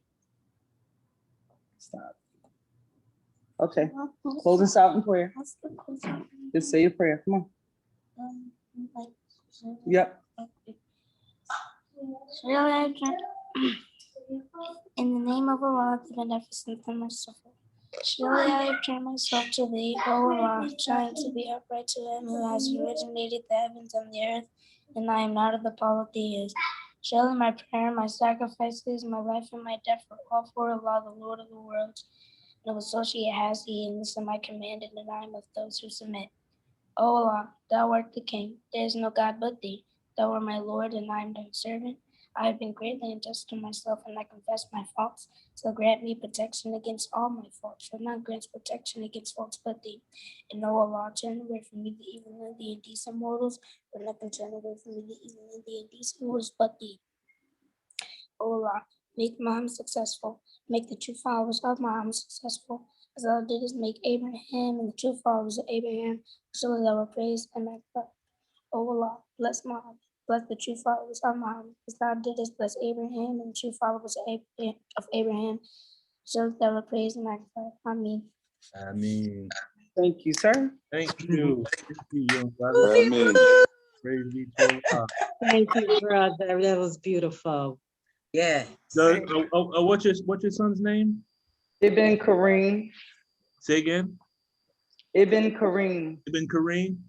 Let me ask. Yes, sir. Does he play chess at all? No, he wants to. Do you have is there any way to send some? I want to send him a gift. Yes, sir. If you could just send me an address where I can, I'm gonna send him a brand new chess board and a set of chess pieces. Yes, sir. Praise to Allah. All right, beloved family, inshallah, we'll see you on Saturday. Make sure you make it out for tomorrow, Brother Batin, Sister Belinda. And I'm gonna go ahead and start getting everything together for next Wednesday. We're gonna deal with all the planets and the rotations and the velocities and keep doing what we're doing. May Allah bless all of you. Thank you for your participation and your spirit. And it seems like everyone's tone is tone 40 now.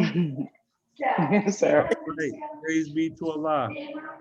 Assalamu alaikum, family. Walaikum class. salam. Thank you. Walaikum Thank you, Mother salam. Luma. Thank you. Thank you.